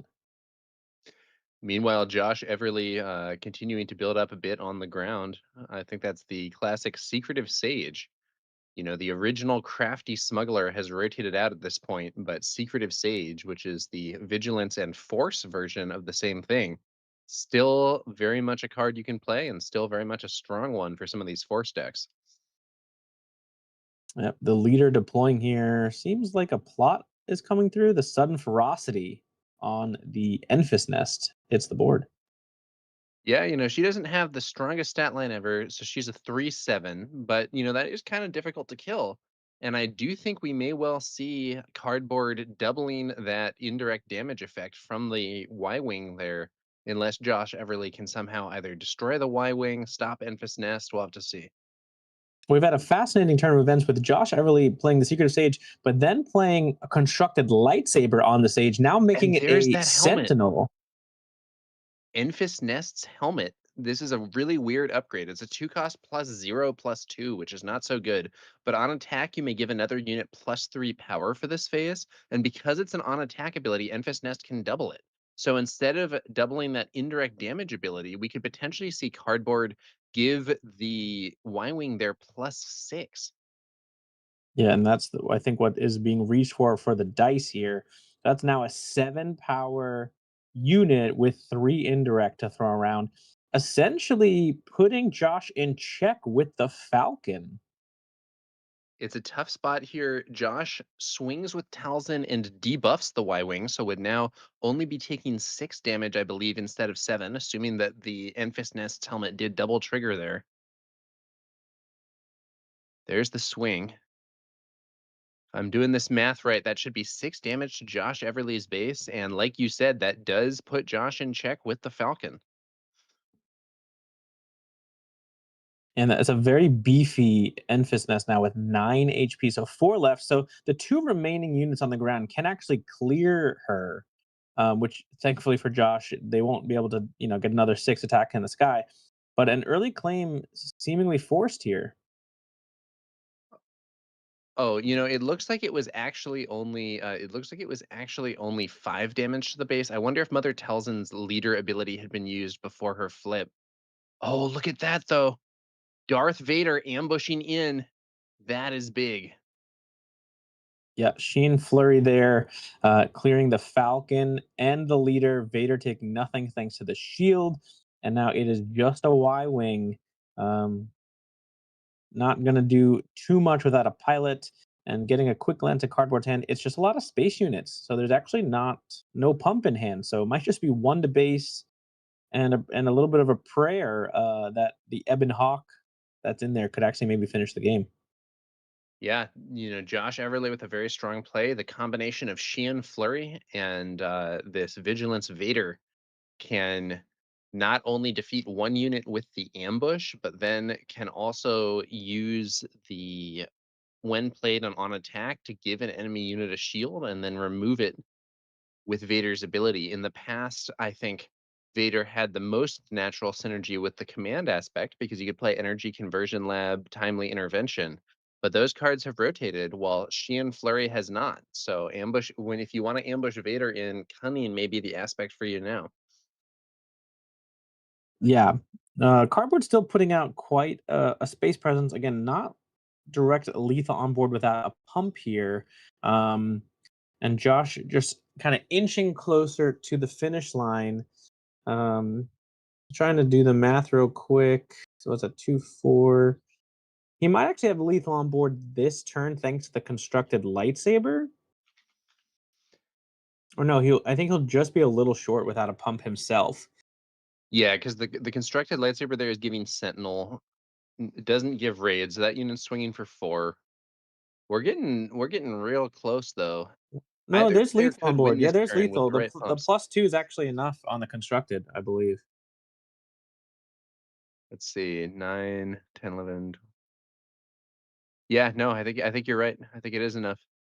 But here's an exhaust effect from cardboard, slowing down Josh Everly a bit here. Looks like Yeah. they're trading exhausts. Met in kind there with yeah, another exhaust effect. So yeah, equally slowing each other down. Does cardboard have any relevant on attack abilities to double with Enfys Nest? Looks like Well, it's going to be a double indirect damage, but I think Josh has so much HP, he should find a pretty easy place to put that 6 indirect that doesn't involve doing further damage to his base. yep. What's really interesting though, I think the last card in hand was a planetary bombardment, and most of those units are pretty close to capped out on damage. So that actually could wipe some units in a second, which is kind of funny. Yeah, it's interesting. Not necessarily a card that I associate with Enfys Nest immediately, but that planetary bombardment can be pretty nasty. And I guess, if you keep doing the double indirect swings from that Y Wing and doing a bunch of indirect damage already, the planetary bombardment could follow it up with even more indirect damage. Yeah, yeah, it's an angle for sure. Not the greatest finisher without a capital ship though, Right. because that Vader's still kind of. Oh, that's a system. System shock. So System Shock you used there to knock out the lightsaber, and I believe the one damage there or the loss of the one damage and loss of the lightsaber defeats the Secretive Sage as well. So Cardboard actually managing to get a lot of Josh Everly's momentum slowed down this turn. It doesn't look like Josh is going to be able to find lethal, but Cardboard isn't there either. Yeah, interesting choice also to claim there instead of taking the 2 from the saboteur ship, because that would have meant like a Han pilot on either of the 3 attack units would have been lethal. So I think I would have gone for it there, but we're seeing a moral authority. Vader captured. So Vader's off the field, but I think Josh Everly still has lethal. Yeah, he definitely does. Um, Moral but Authority is also +2 power on that unit, though, so I believe Razor Crest there could be swinging for 5. yeah, This is definitely a situation, though, where, like you said, Pasquale, I think that extra 2 damage from the, Bravo Squadron fighter there could have been pretty important. Yeah, looks like Cardboard ultimately not quite able to race fast enough to stop Josh Everly there. Even though he was able to rebuild a board presence in space, Josh's ground forces proved to be a bit faster with both players trying to disrupt each other as that developed. Ultimately, a win for Josh Everly on Mother Talzin, and we'll see what happens as we move into game two. yeah. Will Cardboard Josh be able to do something else? does the paper life points first, and then sometimes forgets the base for the stream anyway. So it was kind of hard to see what he ended at. I think it was 25 or so. So hard to say if the blade wing attack um, was exactly what he needed, given he would have given up initiative at that point. But I I think think he it might might have have been still the been an difference. action or two late. Yeah, It's a little tricky to say because of the way the base math took out there, but I think he was at 25 at the end there. But I think the initiative ended up mattering because it wasn't a Han pilot. Okay, well, now we're going to be moving into round two with Cardboard versus Josh Everly.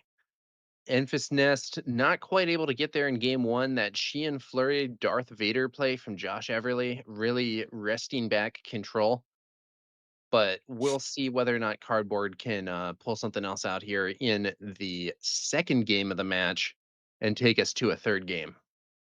Yeah, it's I've seen a slew of different like leaders attempt strategies like this. And strategies like this, I'm referring to a heavy space strategy, but with a ground leader. Something like Sabe Data Vault is a pretty heavy space deck, or Sabe Green in general. And I often find that sometimes the liability of your leader deploying to the ground is far too great for me to want to attempt a strategy like that, because we saw there again, had that been a pilot leader, the Vader has no ambush target. And as someone who's been testing out Lando, similarly, the Mandalorian 8 cost can ambush and kill the leader and then capture your big spaceship. So I've seen the double-edged sword of strategies like this, and we saw it kind of play out there that if that was a pilot leader, um, Cardboard might actually have taken that game. Yeah, that's an interesting point, Josh. Or I'm sorry, I called you Josh. That's an interesting point, Pasquale. I think that there's a important thingy to this game where there are certain effects you might be trying to play around, where sometimes the best way to play around them might be to deny the opponent any opportunity to attack them at all. And with these powerful ambush things, the best way to avoid them might just be not having a ground unit to be ambushed in the first place. Yep. Yeah, yeah, and that's been my experience where sometimes those ground leaders, while powerful, end up being a liability in letting you close out the game. And again, we saw while Enfys did a really powerful play on the flip turn, giving that Y-wing some extra attack, it ended up also costing them the game with that Vader taking the Falcon out. Yeah, well, now it looks like the players are shuffling on up as we prepare to move on into game two of the match. Should be Yep. interesting here. The old pile shuffle there for Josh Everly. Cardboard looks to already be ready and preparing for this next round. Yeah, Cardboard now, I think a little bit on the back foot because Talzin often struggles into these heavy space strategies, especially for the first game. And then in the next couple, when they can bring in things like hyperspace disaster, have a much better chance at taking a game here and there. So being up one game for Josh, I'm sure they're breathing a bit of a sigh of relief here that they just need to squeak out one more win to take this best of three in a match that's normally pretty difficult when you kind of lose that game one because you're not tuned for space in the way that Talzin is been built to brawl on the ground. Yeah, it's interesting. Um, we'll have to see whether or not Cardboard goes with the same game plan where it was broadly spaced, but with a ground leader, like you were saying. Josh Everly may well be bringing in some anti-space tech. Now, what sort of options would you be running in a Taliesin deck to try and slow down a deck that's attacking you in space? Yeah, I think things like arrest are really powerful to have your base capture those heavily piloted units. Even things like Chewbacca, obviously, we won't really see that with cardboard, but is a good answer to destroy the upgrade and slow down the aggression. Some later options, the Cantwell Cruiser can exhaust those big space units permanently until the Cantwell is dealt with. And then, like I said, hyperspace disaster, even stuff like direct hit, if you have those cheap removals, are an option. Yeah. I think there also may even be a chance that we see the contracted jump master, showing up to be a speed bump in space.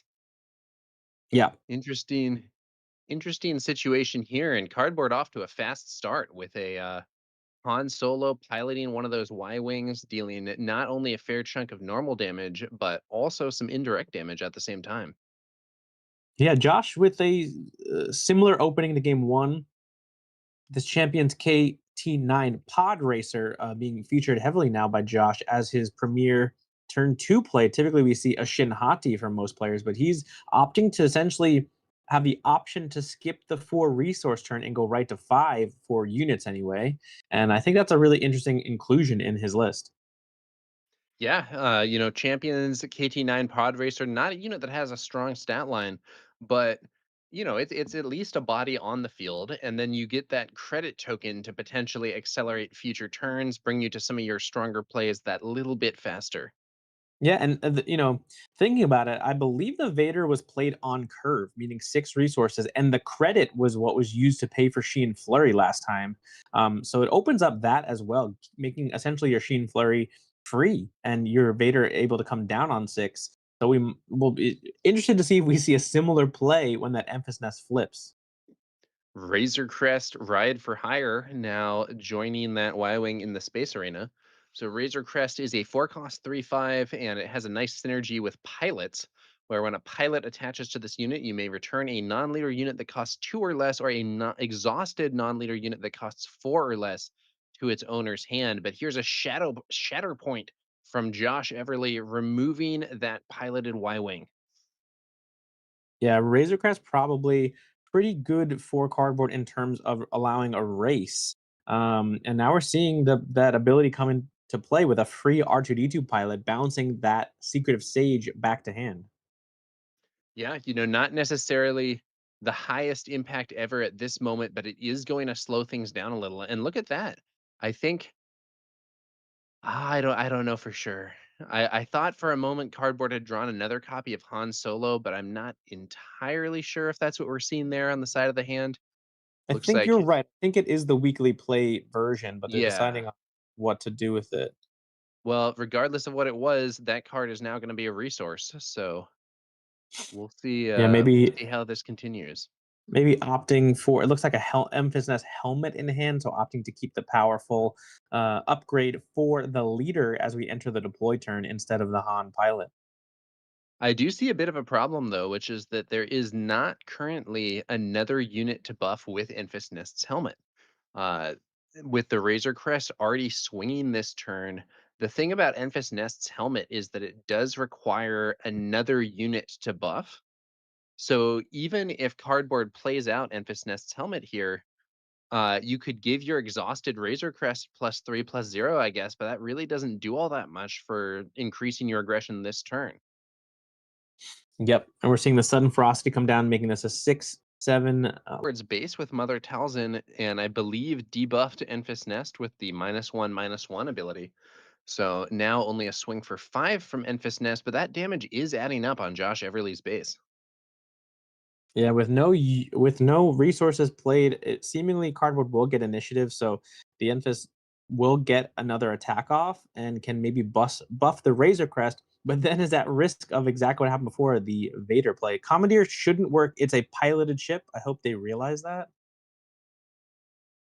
Yep. Yeah, looks like they do. Commandeer can be a good answer for oh, and then there is a Chirrut.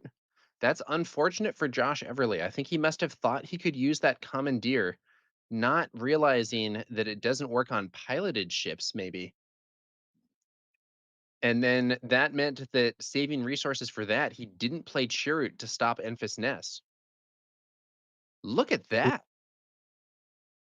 Yeah, really cool play there from Cardboard to play a second copy of the R2 pilot, destroying the first, but enabling the Razor Crest bounce again to then return that shirt in way to Josh Everly's hand.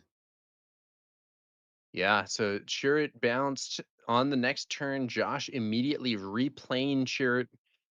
It feels like he has to stop Enfys Nest here.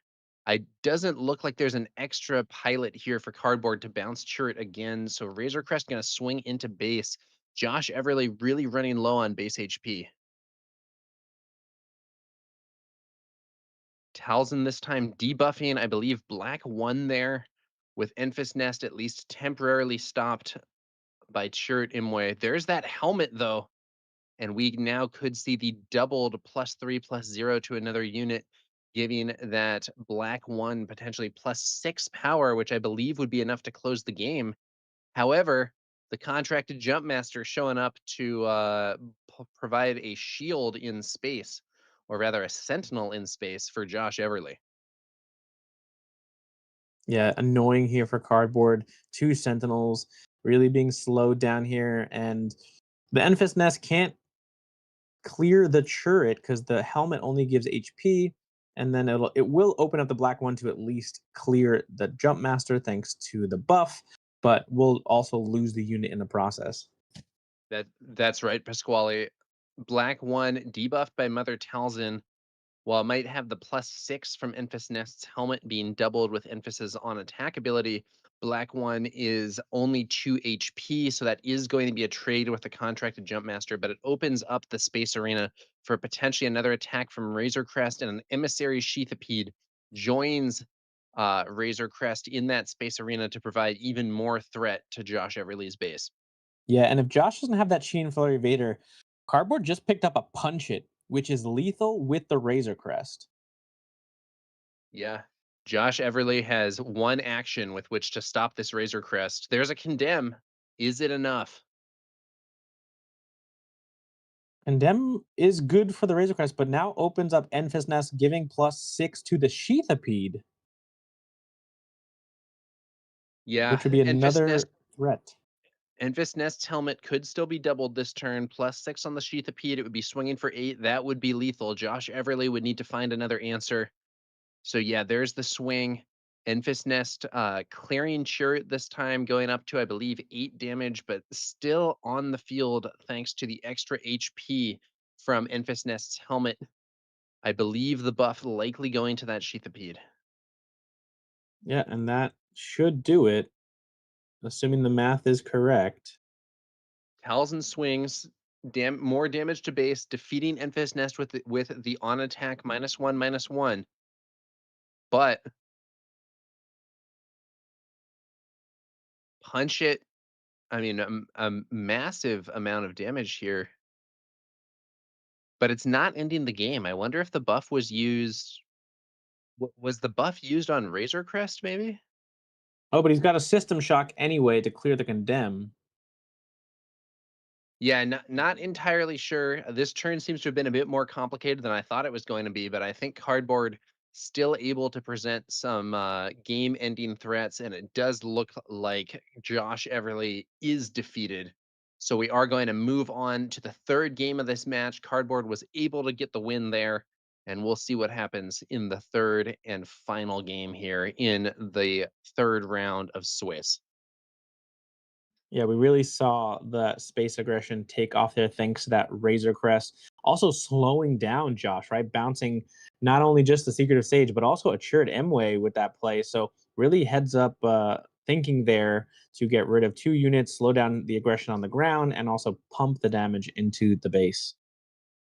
Yeah, you know, Cardboard might not be running a pilot leader, but does have a deck with some nice pilot synergy, and that Razor Crest's ability to bounce a unit when piloted, definitely getting some value there against Josh Everly. First, we saw that Secretive Sage, and then that really cool play that you highlighted, Pasquale, with the second copy of Pilot R2 jumping on there in order to bounce the Chirrut Imwe and really set Josh back. Additionally, the fact that that ship was piloted was pretty disruptive for Josh. I think it looked like Josh was planning on a commandeer play to deal with that, maybe not realizing it does not work on a piloted ship.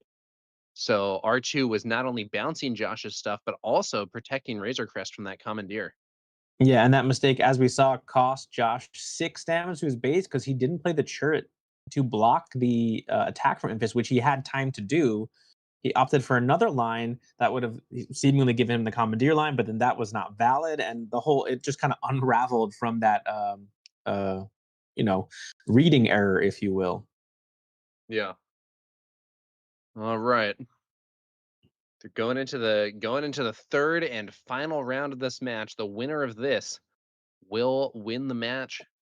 Josh Everly setting up fairly quickly this time, pretty confident in his resource decisions. Cardboard throwing down some resources of his own, and here we go. Treus Acolyte versus Emissary Sheathipede. Both sides developing a 2/4 unit on the first turn.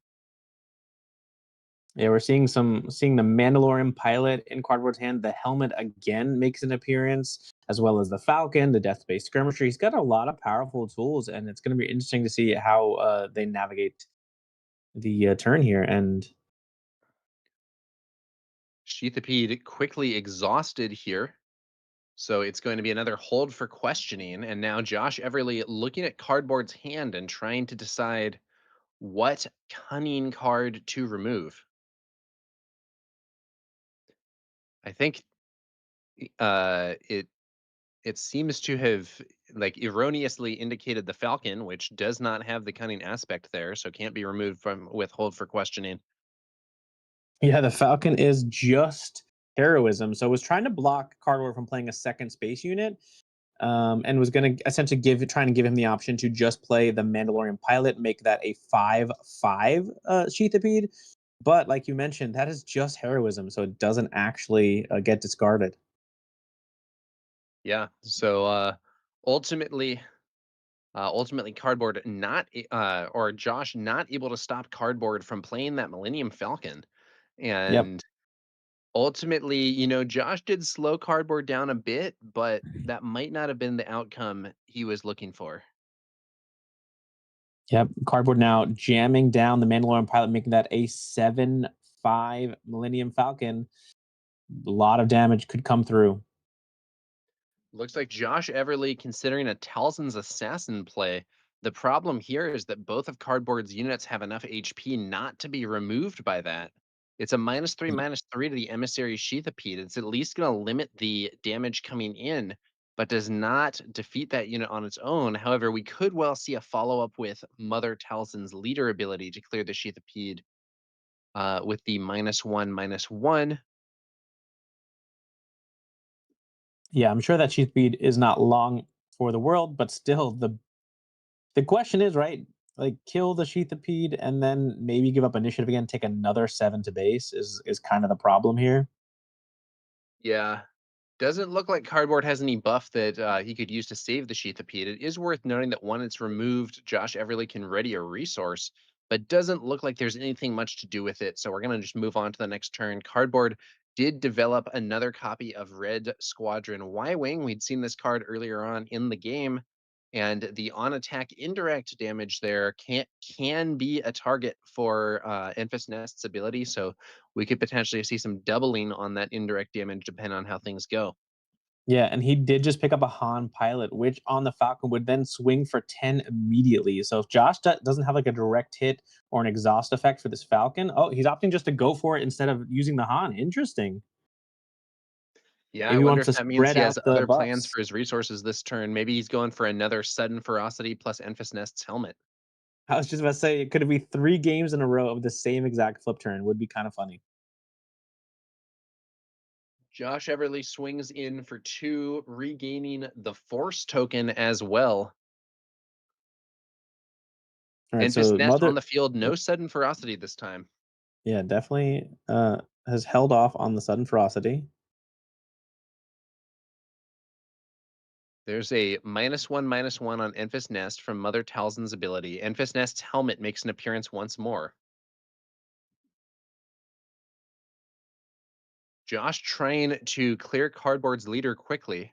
Talzin's assassin swings in for four. I believe should have taken 2 damage in return there. Yeah, 2 damage in return.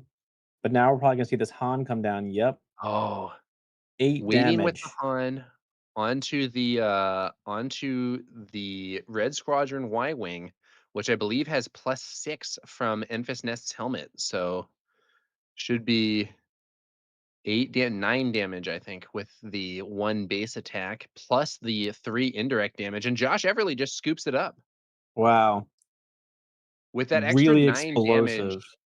that would have taken the base to 25, at which point either of those space units is representing lethal, and Josh Everly, I think, just did not have the tools he would have needed to stop both of those space units. I believe he would have been able to clear Enfys Nest that turn, but it was too late. Yeah, really wild turn events there. Everyone's talking about how fast this meta is thanks to aggressive negotiations. But we saw Enfisnet's helmet put in the work there to end that game on top of those pilots. So really well played by Cardboard. Really fun deck here to see highlighted with one of these new Lawless time leaders. A leader again with the not the most relevant leader ability, but a really really powerful leader unit.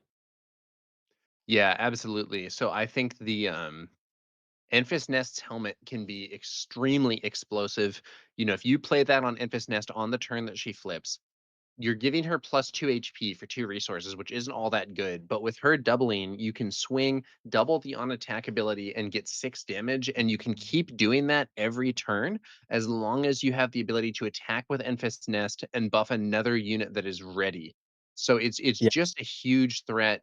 It is a little vulnerable in some ways because with the way that the timing works, sometimes the opponent will have some removal